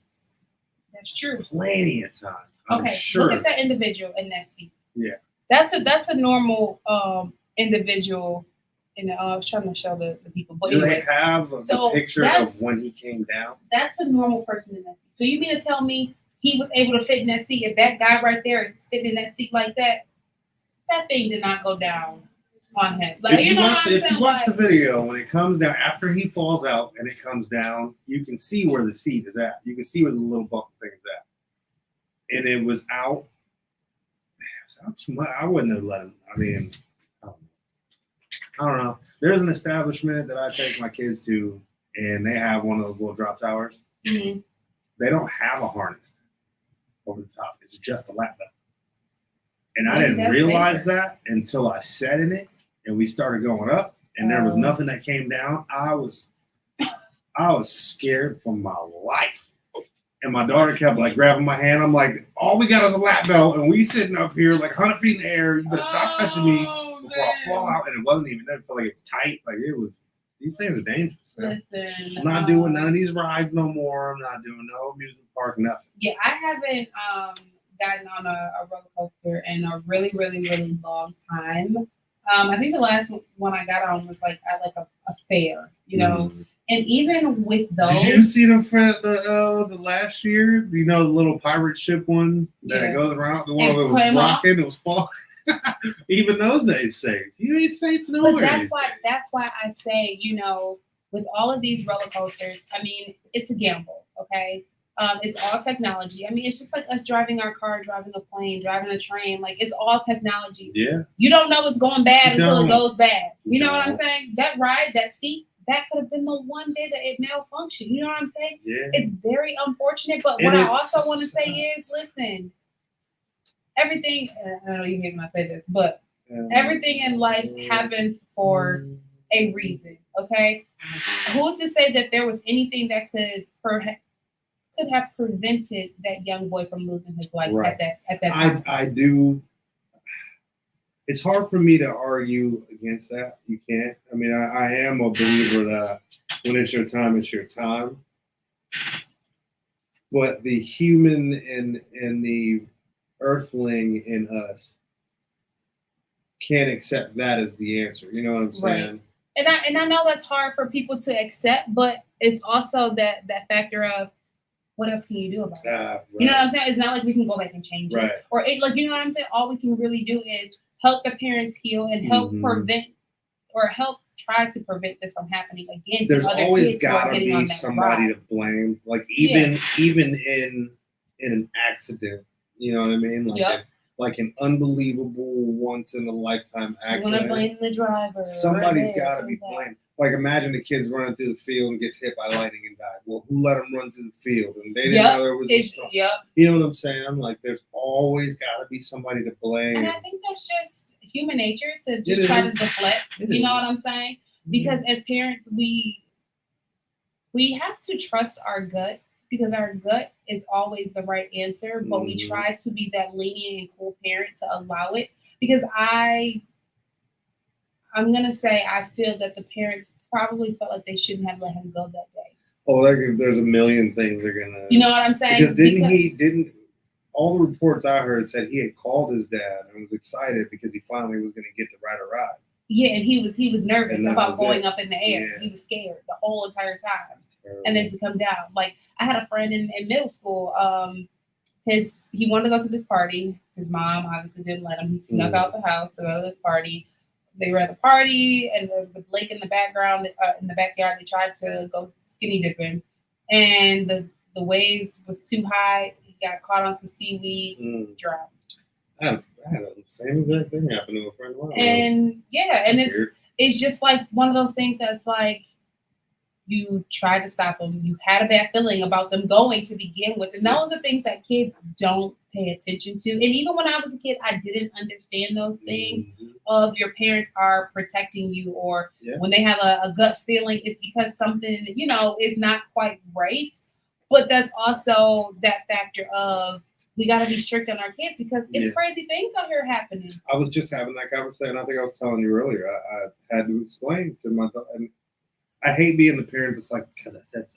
Yeah. And with the kind of person I am, I like to overanalyze and over-explain things. But in this scenario, I just had to straight up tell her. The way life is, I have to make sure with everything in my being that I never allow you to be in a situation for anything to happen that you put, but I know how to defend myself and I know how to do this and I'm smart. I'm like, okay, you say all of that now. I even got to the point last night in our conversations where I had to gross her out because we got in a conversation about, okay, if I had a boyfriend, would my boyfriend be able to come over or whatever, or can I go to my boyfriend's house and I have 16-year-old boys, right? So like, well, would you let the boys go to their girlfriend's house and they can't? She's like, well, that's not fair. And blah, blah, blah. I go, well, what do you mean? Like, I'm going to meet that girl's parents, and as long as their parents have the same rules that we have here at our house, where they're not going to be in the room by themselves with the door closed. But why can't her? She never asked me if she could. Oh. It was never even, she just already assumed. Oh, assumed because the boys can't, I can't. So I was like, it's just different for girls. I go, either way, in any scenario, if you're going to anybody's house, I'm going to make sure their parents have the same values as we do. So then we get in the conversation about if her boyfriend came over or whatever. And I'm like, y'all can kick in the living room, kicking in the common areas or whatever. You can't go to your room. Definitely can't go to your room with the door closed. So now she starts campaigning for, well, why can't we go in the room if we get bored of being in the living room and just cuddle? I go, well, you know what cuddling is going to lead you to? But why you can't cuddle on the couch? Because you feel it's inappropriate. I'm like, you should not be cuddling in the first place. So then she gets to the point of, well, who's going to try to have sex with 8 people in the house? And I was like, I've done it before. She was like, what? Ew. And I was like, yeah. When I was that age, I go, I hooked up with a girl with a house full of people. It's doable. Wow. And young boys of that age are going to try to get you to do so. Oh God! And you are going to end up liking them too much, or you trust them and you did it, or you gotta regret it, and your little curiosity is going to peak too. When it goes from I know better, I would never do that to I really want to do this with him. Yep. And now you hit a transition because I end up catching you and I kill you both. So and now you both gone. Right. End of story. But you know, it is one of those things that it's like, you know, kids, they don't understand because these children nowadays, they play these games with girls, especially boys. Like they think it's, oh, who can take this girl's with, well, back in my day, they used to call it V-card. Yeah. I don't know if they still call it that anymore. Probably not. But like they think it's a game. They think it's cute. They think it's funny to take that innocence away from young girls. Mm-hmm. And as young girls, we don't understand how valuable that is and how you should not just throw it at anybody at any point in time. And how important it is to wait. Like, I don't know why they make girls and boys. I feel like they do this with boys too. They make boys feel like in high school it's worse. You should lose it's it way super worse early. For a boy in high school than it is for But that's a girl. what I'm saying. I don't know why they considered lame. You a punk. You were this. You were that. You wait until you graduate or until you go to college. Like, I don't know. I don't understand why they make it not cool for people to appreciate their bodies. Right. You know what I'm saying? And that's one thing. You know, now that I'm older.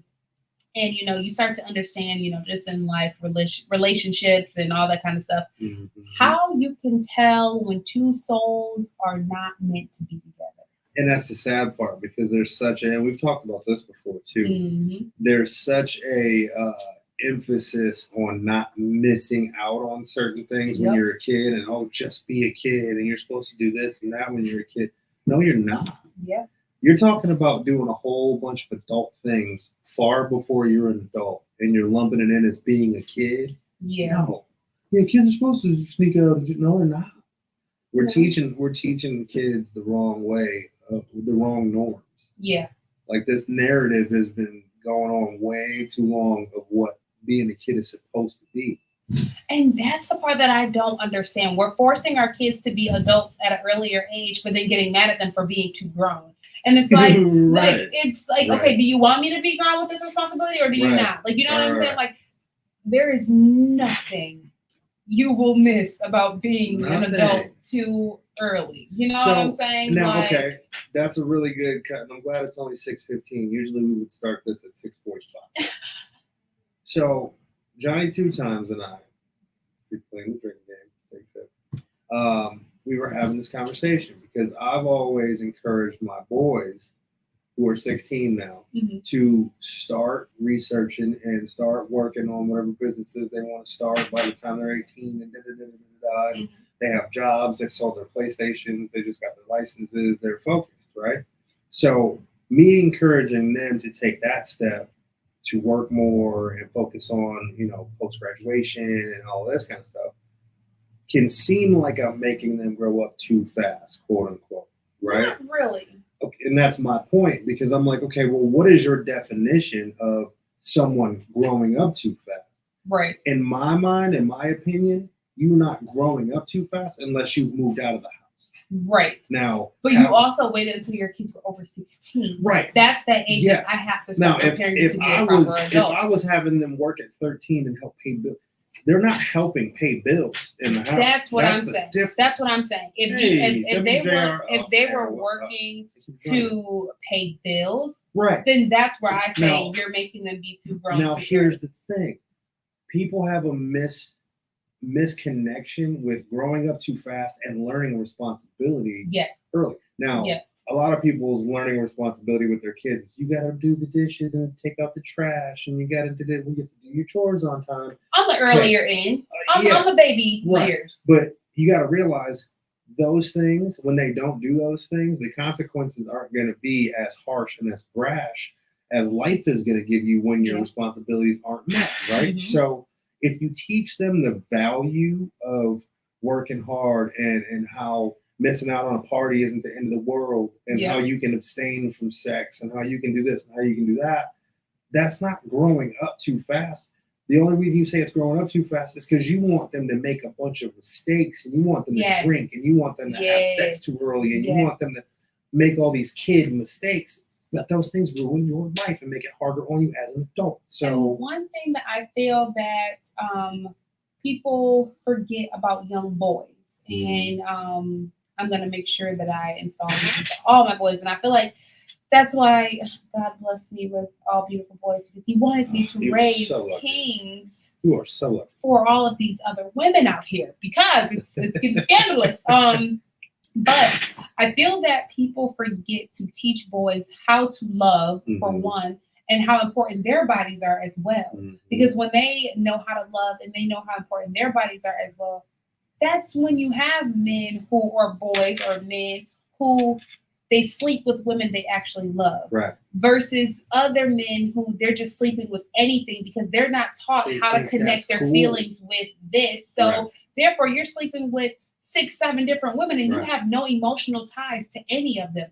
That's dangerous. What you don't understand is not everybody thinks of sex the same way. Some people think sex is just sex and it feels good and it is what it is.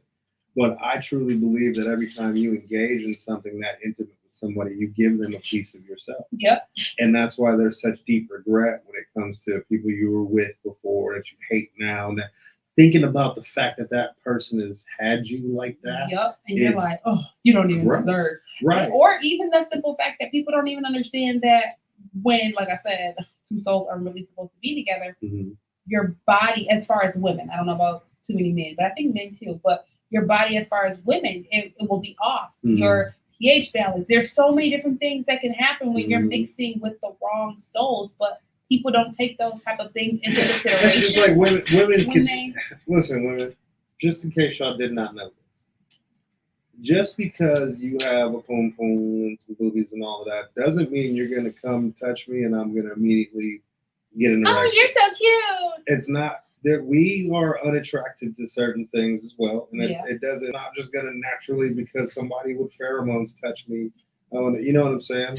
No, so it's when you're young and horny or whatever the case may be, it's easier for you to just do it to anything because that's what you're told to do. Oh, that's what you're told to do. Yeah, and that's the part what that I hate. Society tells you to do. So that's the part that I hate. I want us to bring back the innocence of our children, of our young boys, even our females, you know, like, don't get me wrong, you know, girls, yes, you can dress cute, but I was at, I don't know where I was, but I was with my mom, and we went into a store, Target, to Target, and this little girl, she had on a like midsection crop top with like some like low rider like jogging pants on, and I promise you this girl could not be over 14.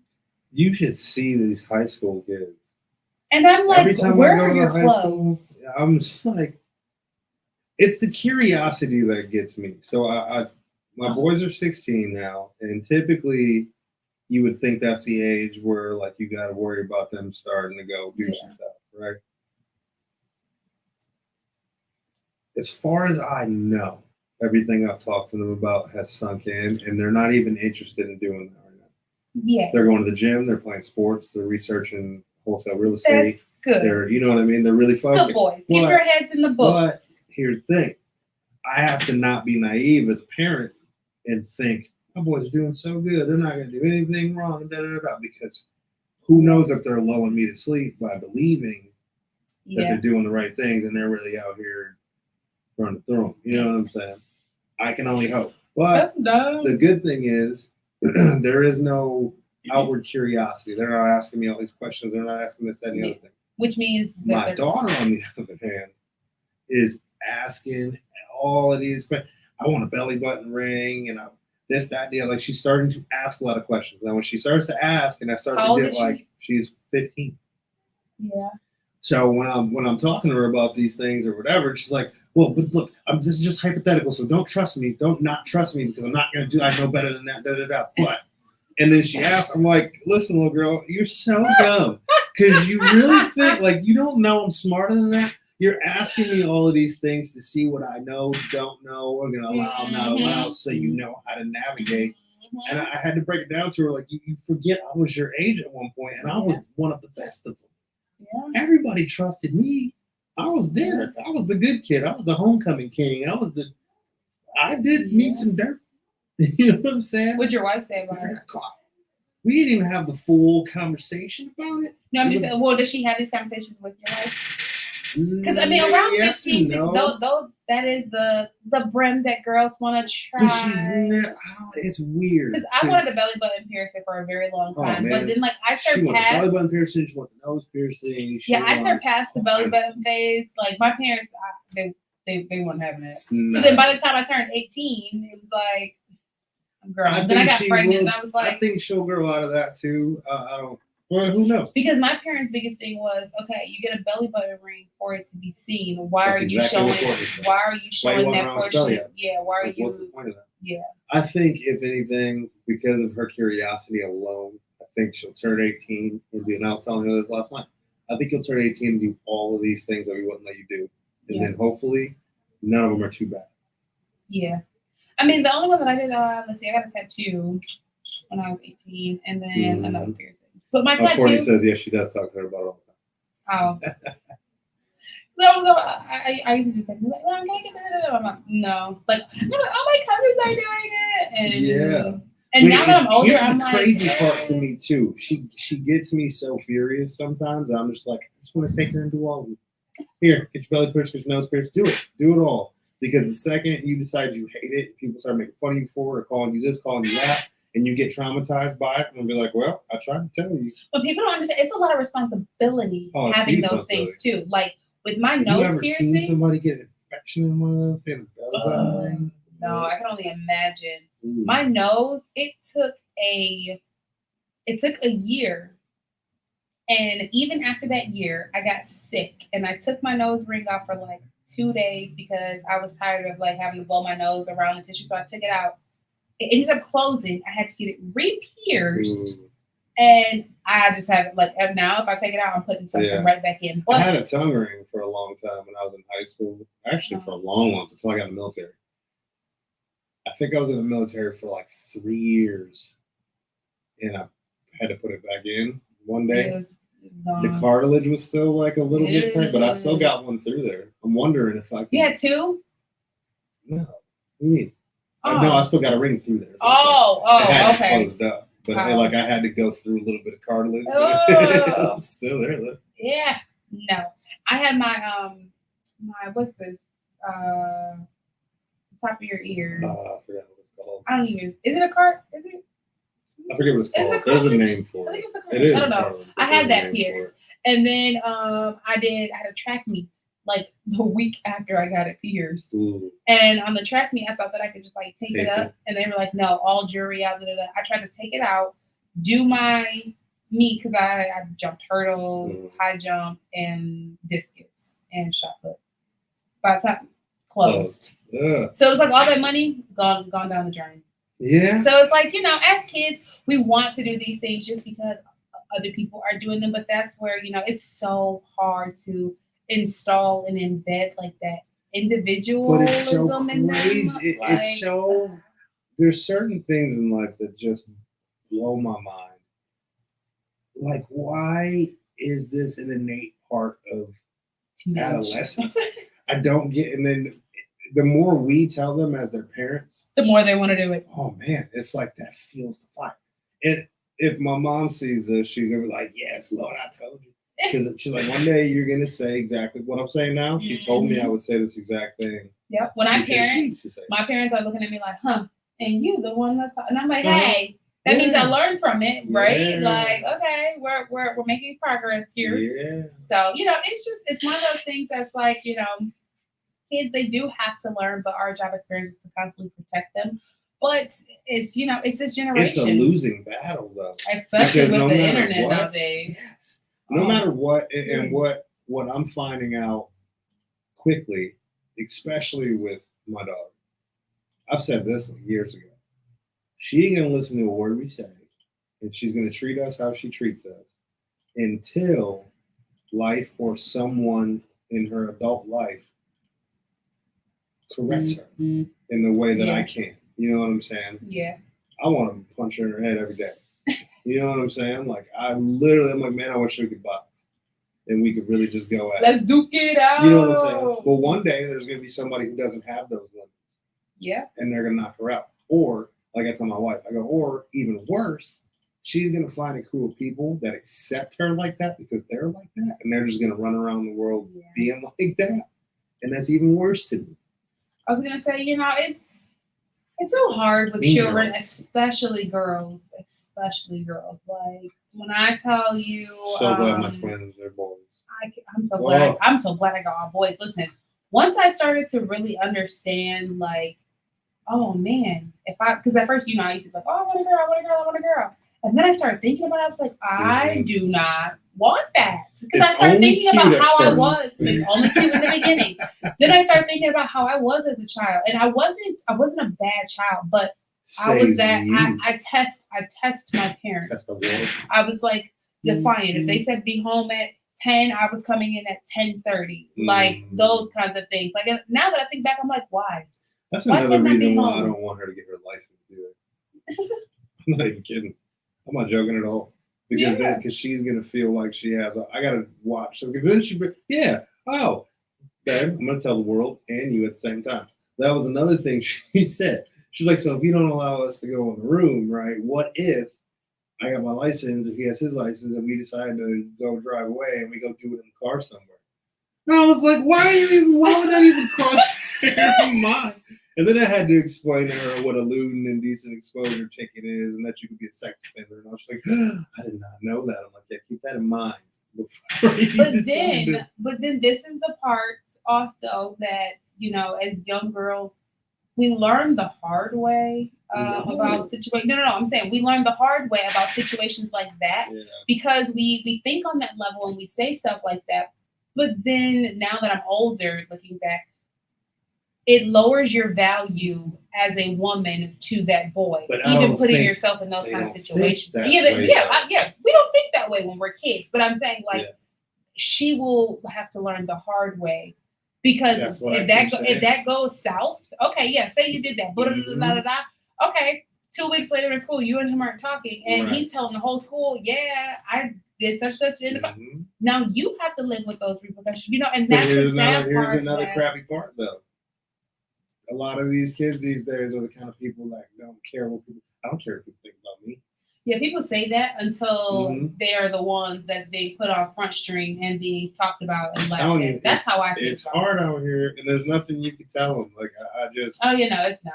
It sucks, but I'm slowly starting to give up. But like, I'm slowly starting to want to just sit back and be like, all right, well, that's. You know what I mean? I can't really do this. Sure, do what you want. You know, like when I was 15, I moved out. And my mother and I had this conversation. And I felt like in my young, you know, ego-driven mind, I could take care of myself better than you could take care of me. Now, it's a little bit different dynamic with a single mother raising a young man. Because there's only a certain level of things that you can teach your young son, you know. Yeah. So I was a straight A student, student government, all that kind of. I was a good kid. So she was like, well, if you feel like you can handle it, you know what I'm saying? Go ahead. You're a young man. Do your thing. I moved in with a friend and his family, and I made it where it worked out, right? I was right. But okay, so let me ask. Okay, go ahead. No. But what I'm saying is, she got to that point where she had to say, okay, if you think you got it, you got it. When you figure out you're wrong, come on. You know what I'm saying? Yeah. To a certain extent, I almost want to do that with her now, just so she can learn stuff the hard way. Instead of me trying so hard to protect her when she's fighting so hard to go out there in the world and figure it out. All right. You know what I mean? Like, but at what point does that make me a bad parent? You know what I mean? If I'm like, oh, you want to go make this mistake? Here, I'll take you. Sure. Make this mistake. Sure. Because me yelling at her and me trying to take her phone or me trying to, you know what I'm saying? I don't give her whoopings. Like, none of that stuff works. Yeah. Life's the only thing that's going to change her mind on things I was gonna say, and sometimes as kids, that's the only thing. Now, let me ask you, with your mom, when you say that you moved out, what you did when you moved in with your friend and their home, you couldn't have done that from home with your mom, or you just felt that you couldn't have? No, because so it wasn't like we were getting kicked. I always say we got kicked out of somewhere. Well, here's why. I always say we got evicted every year. She's like, no, we didn't get evicted every year. But I remember moving a lot. So this last time that we had to move, I was just done with it. And I'm like, I don't want to move anymore. I can take care of myself financially better than you can. At that point. You know what I mean? And I'm like, you don't love me anyway. You don't care. And you know what I mean? I was in my feelings. So I was just over the situation. So I moved in with them. I had a room built in the basement and my hunky-dory. I ended up, I can't remember if it was before I got my own apartment or afterwards, but at some point I ended up moving back home with mom. But it was more of like a, can I come stay with you? Like we're roommates type thing, not like, you know what I'm saying? Yeah. So I want to say it was after. Can I come back home? I want to say it was, I don't know if I moved straight from, I think I moved back in with her for a bit and then I moved into my own apartment, or it might have been the other way. I don't know. Okay. Well, yeah, you know, some kids, they do have to learn the hard way, unfortunately. You know what I'm saying? But that's a fine line, though, because some of those learn the hard way things aren't small things. Oh, I know. And they're life-changing things. But I'm saying, but they're going to learn the hard way even though you try to protect them. You know what I'm saying? Like. So, but that's the question I have, though. Yeah. Do I just keep fighting this fight until she learns the hard way by doing something she wasn't supposed to? I was going to say. Or do I just say, go, figure it out? And I stop fighting. For me, I would say you keep trying. Because it's like with kids. You can tell them to stop running with them scissors over and over again because you know the outcome. But as soon as they fall with them scissors and they cut themselves or stab themselves, then they're going to stop. You know, but as a parent, you just never stop telling them to stop. You know what I'm saying? I'm never going to stop trying to protect my daughter. I'm never going to stop trying to give her the game. But it's to the point now where it's affecting the entire household because it's an argument, fight, this, that, and the other thing. And it's this big blow up. Now everybody's pissed off. Now everybody's not, you know what I'm saying? Like, it's not just. If she was an only child, I wouldn't care. Yeah. But it's at the point now where it gets so tumultuous at times, like we all are at our breaking point. Yeah. You know what I mean? So I'm like, something's got to change. She's not going to. So maybe I need to change the way I'm attacking the situation. And maybe life will slap her in the face and she'll change sooner than later. Like, you just never know what's right and what's wrong to do as a parent. I was going to say, honestly. And as a parent, like you said, all you can do is try to continue to protect, and you know what I'm saying? Because if she's only 15, you got a lifetime ahead of you of her not listening. Oh no, you know I got 2 years. Like, and then because even at 18, when she graduate, you still gonna be telling her like, I don't think you should be doing that. She's gonna call me and be like, she's gonna be like, oh, this, and I'm like, oh, say word. That's crazy. Oh, that's wild. So what you about to do? Go. Yeah, what you about to do? I got dinner on. Right. I got some hot dogs and some ham on. I'll talk to you about hot dogs and ham. I got some vanilla extract cooking in the. I got some lunch meat and eggs. I'll be right back. Beaver butt juice. I'll take the beaver butt out the freezer to make these pancakes. Oh, but I don't know, man. You know, it's one of those things. Listen, people don't understand. Parenting is a never-ending job, and it is so stressful because you try to tell these individuals stuff, and they just don't want to listen. I literally just went through that with my 5-year-old or my 6-year-old the weekend. Like, just making bad decisions and just choosing to not listen.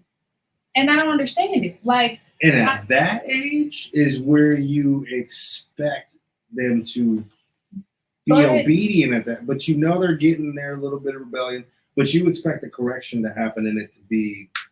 But also, yes, I agree. Yes, that's at that age. But if you don't catch it, it turns into a more of you're just being disobedient. Yeah. Like, I legit told him, he has these emoji socks that my mom bought him. Mm-hmm. Any decorations go where?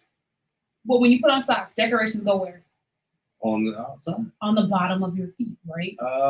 Like if it's decorations, they go on the bottom. So therefore, when you kick your feet up, people see the bottom of your socks. Well, some of them are made like that.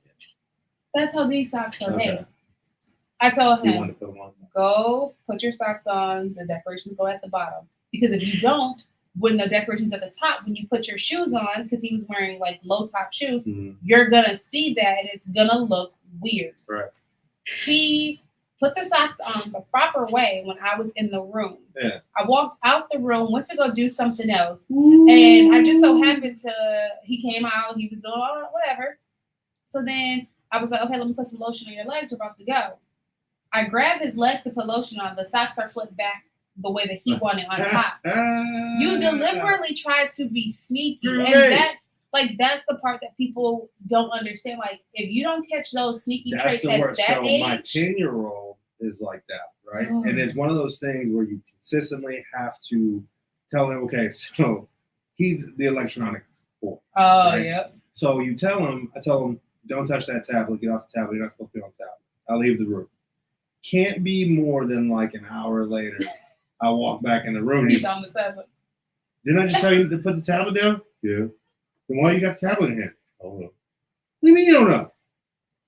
Right? Like little something, like constantly, over and over and over and over. Yep. So I'm like, is it a matter of you not understanding? Do you have an incredibly short-term memory span? Or do you really just not care at all? That's my thing. But and here's my big thing. I'm not busting these kids in the head like I should be. You know what I'm saying? Like, ask any parent from our generation growing up, the first thing I'm going to say, you need to beat this shit out of that kid. Yeah. Because there is a certain fear of consequence that stops you from continuing that action, right? Yeah. If there is no solid consequence and there is nothing to stop you except for, what are you doing that again? Then why would you care? And I just made that conscious decision with my 6-year-old. And if y'all want to call CPS, sure, do it. Please take them. Please take them. I'm just kidding. But so he gets now, because he's in school, he decides that he just doesn't want to listen to the teacher. Like, he has a listening problem right now. And it's not the fact doing that. I got a lot of kids, y'all. I got 8 of them. And it's not like he's not smart. He knows the work. He knows what he's doing. But he is at the age where he just does what he wants to do. Mm-hmm. And that is not life, and that is not my household. So he gets these behavioral charts at school, gets sent home daily. So last week, we bought him a toy. And when we went home, we bought him a toy on like a Wednesday. And we were like, you know what? If you be good for the next couple of days, you can open it on Friday. Mm-hmm. Child came home with all greens Thursday, Friday. Good? Oh, all good. All good. Okay. All good. No problems, no listening. He was doing good. He got a chance to open up that gift. The following week, he didn't have any incentives, so he's not being good and all these things. Mm-hmm. And then he come home and he's like, "Oh well, I don't know how to be good." You know how to be good when it's something that you wanted. You were good 2 days in a row, so you can't tell me that you don't know what you're doing. That's why I hate. So like the second you start doing that incentive thing, right? Like I get a really bad back. One of my daughters used to always hook me up. She has great massages. Why'd your back hurt? You want me to get a back massage? Cool. As soon as we started giving her $10-$20 to do it, now the only way she will is if I'm giving her some money, right? For instance, my back was out yesterday. And I was like, I might need your help. And I mean, like, she's like, oh, I'm like, I'll give you $10. Oh, you want a massage? We're going to go to the park and afterwards we're going to go to the store. Nah, I'm cool. She even called me on their walk. Hey, do you want me to come home and give you a massage? I want to go to the store. I'm like, never mind. You know what I mean? And now the boys started paying the girls to do the dishes for them. Oh. Now there's a whole big, we can't even get them to do the dishes without fighting, arguing, bickering, unless they're getting paid. And even when they get paid sometimes, they still if they get the money beforehand, they still don't do them. Oh, yeah, you can't get the money beforehand and not do the job. Now, here's my biggest thing. None of y'all are doing things the correct way enough to get any kind of incentives for anything. Like, I don't want to take you to do the stuff that I have to take you to. Yeah. Sports and all the rest of this stuff that you're supposed to be doing. I don't want to do none of that because you don't deserve it. Yeah. You don't deserve any of this to start with. That's true. I'm behind the curve. I wish I could go back in time, right, to when I first came around, which was about 4 years ago, which would have made the oldest boys 12. And just as soon as I walk in, instead of shaking hands and hugging and nice to meet you, just punch them all in the head one good time and just look at it. You know that dad look? Look, just give him that. You ever see this look again, you know you're doing something wrong. That's what I did. I did the reverse incentive with my child. The next day he came home. Because normally, like, we were trying different parenting. So normally he would come home, we would talk to him, little, you gotta, because we call him little. Little, you know, you gotta be a good listener, you know, you gotta do this, you know, it's for you. I'm done with that. He came home the other day, whooped him. Yeah. I'm sorry. And I told him, every day you come home with a bad report, you're getting a whooping. See, there's a huge difference when you're a stepfather versus a biological father, and that's what sucks. Because I think I could, but I think they hold that ammo of the "you're not my real dad" ammo. Yeah. Because if I was to whoop them and they were to say that, then I think the household might. Yeah, it's gonna make something go real bad because then I'm probably gonna be like, "You right, I hate you, Daddy. I'm gonna beat you like I don't know you." Beat you like you stole something, boy. You shouldn't have said that. You've been mean to my wife, and you ain't my kid, so you just a regular human being being mean to my wife. You just regular schmegular, buddy. Right, but you know the twins and my daughter Leah. Well, even with her because it's not a shared household. So when she comes to my house, if I was to whoop her and she went back to her mom and told her mom that I whooped her, I don't think her and I would have an issue because we're pretty much on the same page with a lot of things, but she don't whoop her and all of that, so we might have a problem. I know without a shadow of a doubt, my twins, I'm gonna beat them. They getting it. They getting it. You know what I'm saying? Like it's almost like a social experiment to see, like a parenting study. But you know, I got every kind of. Listen, one thing that I can say is the belt. It's like a translator. It is right. Like it translates a message like no other. Like we've had several. Get your mother.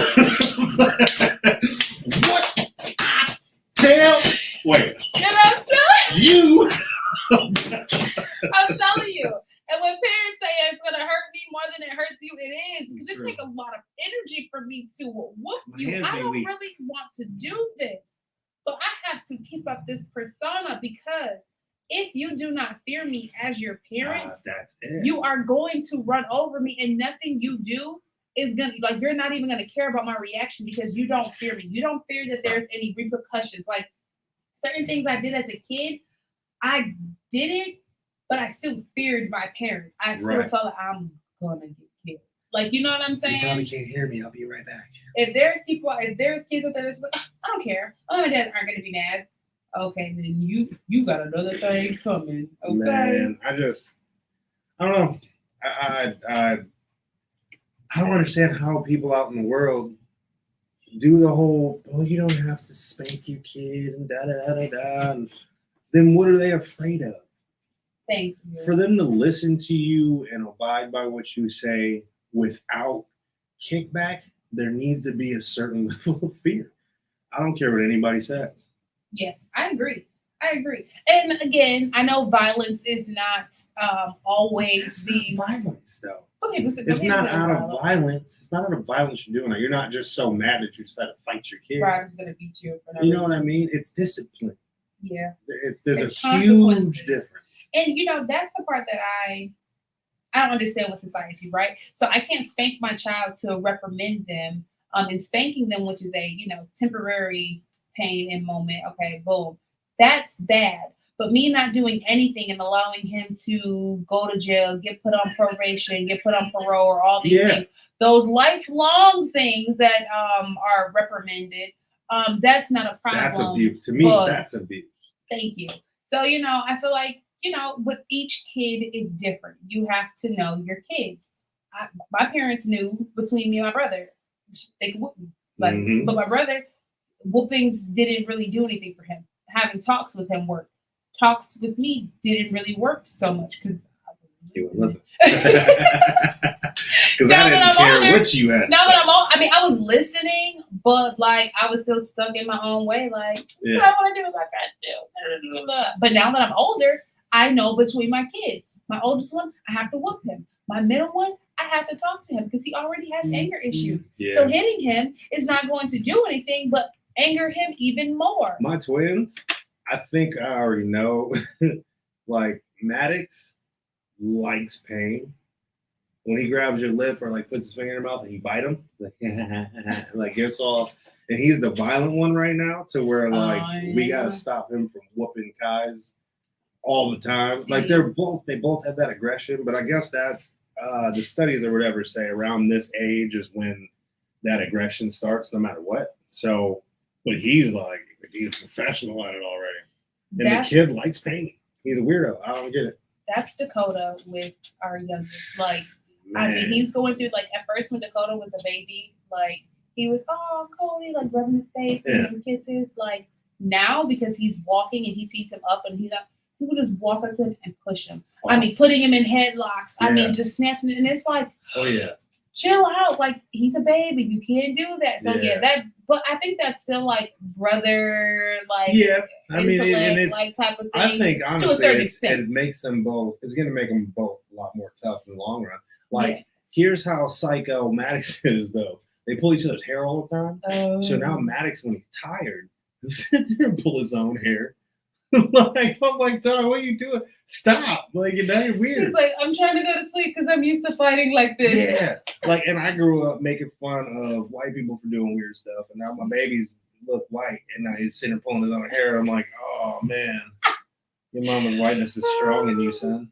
My son says that Dakota, he likes to, like, rub your ear, or, like, he has to be touching someone when he's going to sleep. Yeah. And it's, like, so annoying. I mean, he's, like, twiddling my ring, my face, my nose, and it's like, Dakota, stop touching me. I know the boys are going to be like that because they're like, we're trying to break them of, like, having to sleep with us, which they've been doing really well, sleeping in their own beds for the most part. Oh, they've been sleeping in their beds? They've been doing pretty good. They've been doing pretty good. At some point during the night, they'll come sleep with us for a little bit. And then she tries to put them back in the bed, which it's been working for the most part. They still wake up a lot, but for the most part, they've been going down a lot easier and staying in their own beds. I wonder why are they still staying up a lot. The other night, I think we had one night where they woke up once and then slept the rest of the night, and we were like, that's good. Do they take naps during the day? Yeah. So I think they're supposed to take. You're supposed to take two. At this age, you're supposed to take like 2 naps. 2 or 3 hour naps during the day. You're like, that's why your kids sleep through the night. Wake up. Wake up. Let me tell you. Oh. Diego, he'll wake up about 12, 1 o'clock. He might, maybe 11. Maybe 11. Yeah, a.m. He'll wake up at 11. He may take a nap around 3 or 4. And then outside of that, he's Wait a minute. Wake up at 11? Yeah. Okay, let me tell you my baby's schedule. What time is it? We got time? Yeah, we got time. So where do I start? Okay, let's say morning time, right? Typically, I'll say between 4:45. The latest I think they've slept in is like 6:30. Wait, 4:45 getting in the up morning. For like just food and going back to bed, or like Once you hit that 4:45 time frame, it's a toss up whether they're going to go back to sleep or they're going to stay up. The majority of the time, they're staying up. Oh, okay. So now you got 8:30, 9 o'clock ish. They'll be ready to get up for a nap. Typically, they've been doing a little bit better and sleeping like 2 hours, but typically it's about an hour on the dot. You can set your clock to it.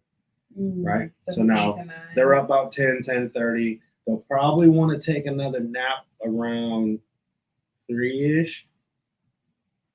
Once they get up from that nap, hour, 2 hours, 5:30, 6 o'clock. Between 7:30 and 8:30 is when they're going to go down for the night. But that's why they're sleeping. They're going to sleep too early. Even when we keep them up. I've kept them up till 9:30 sometimes. And if they wake up at 4, if they'll allow it, though. They get super fussy. Oh, yeah. Johnny 2 Times is officially in the building. Take a shot. They'll get super fussy. We hold them. Yeah, I know how that is. So you can't. People say, well, just keep them up. What, and just listen to them scream the whole time? Like, they want to go to bed. So they're looking all drunk. Right. Drooling everywhere. Like, yeah, it's bad. So typically then around 11:45, midnight-ish is when they get up for that middle of the night bottle. Mm-hmm.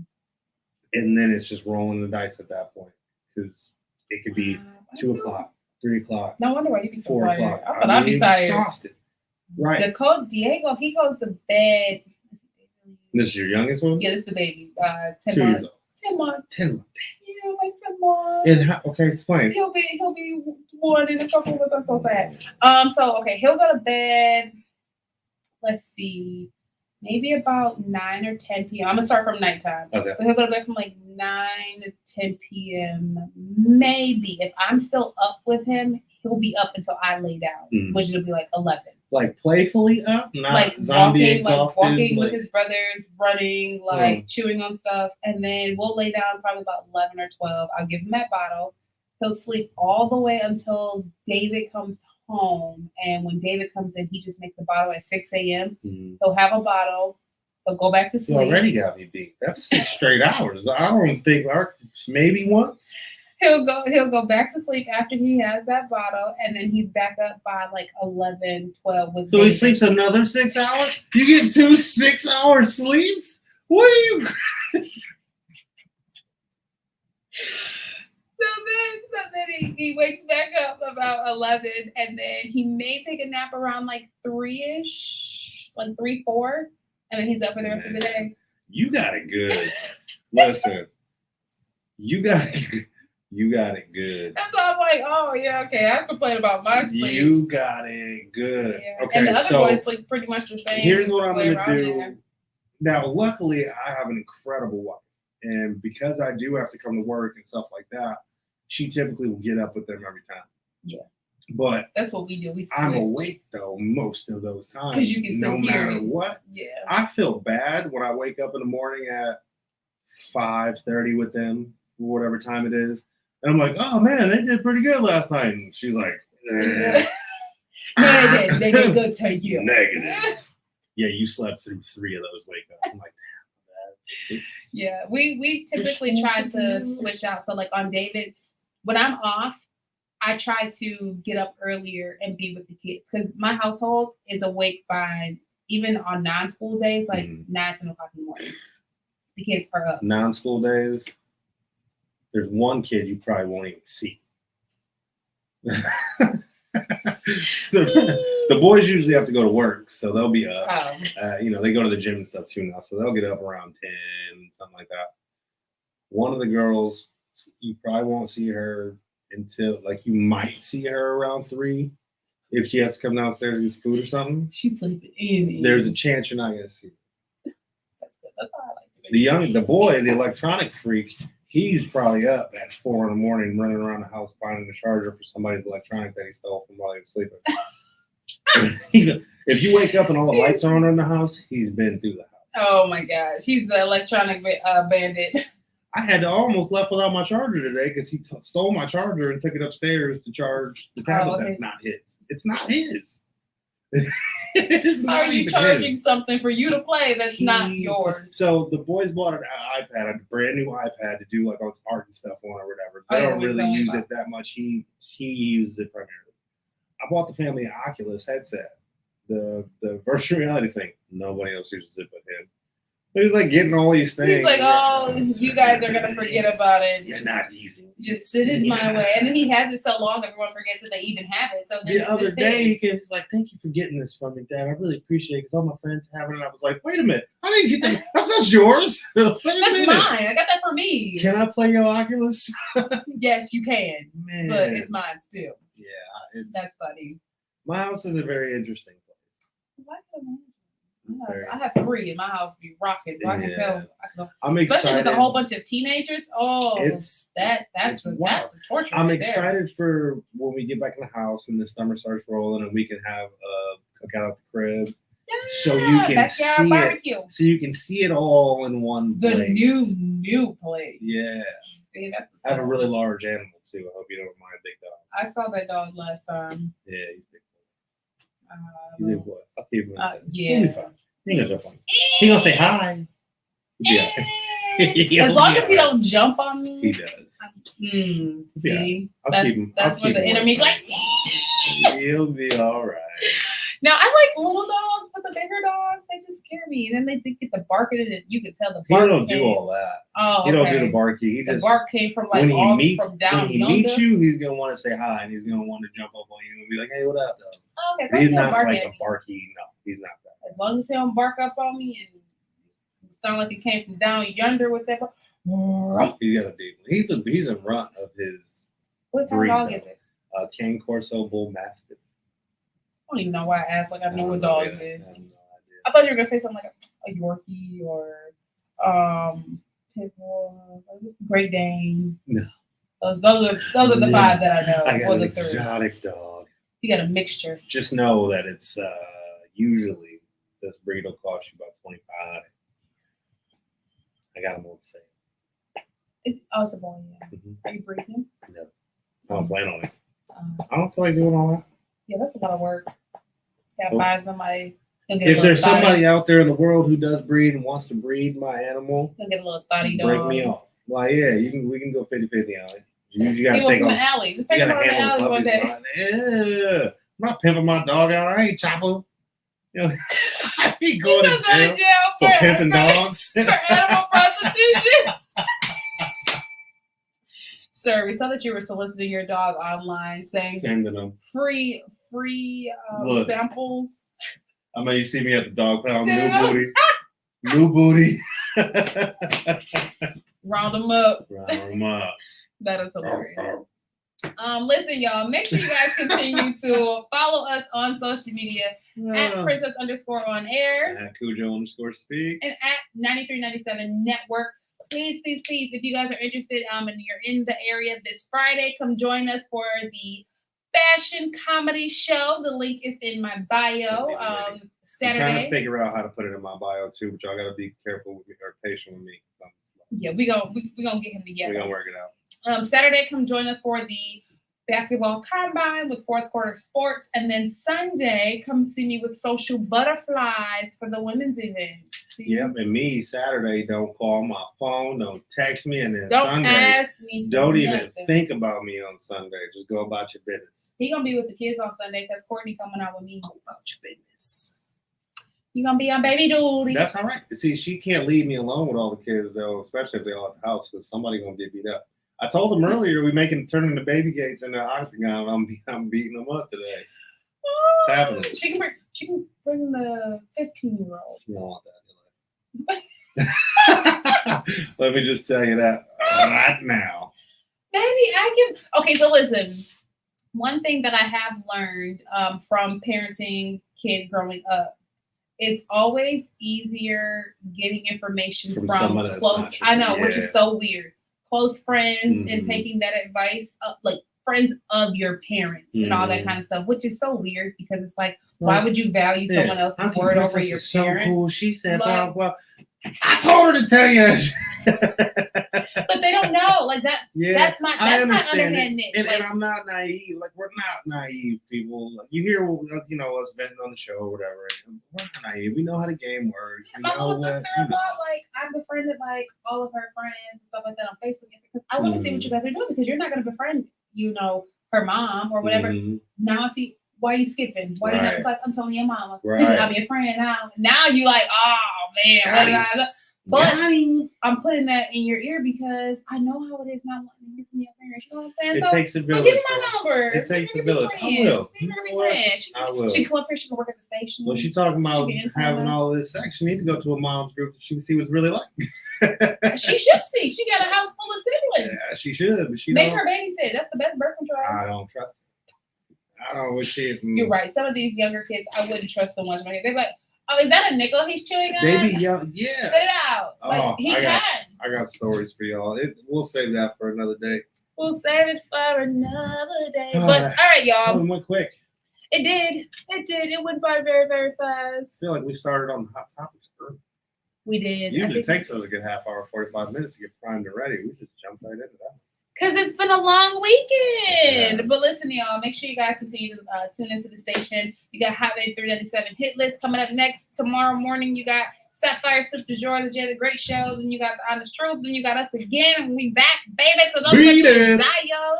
I am your other princess of all. I'm Cujo Speaks. Oops, I did that wrong. Yeah, But it's been fun. It's been true. It's been so freaking real. I'm your other princess of all. I'm Cujo Speaks. Until tomorrow, ladies, stay pretty. King stay king. You say. Bye, Alicia. Thanks for rocking with us, Simon. It's been fun.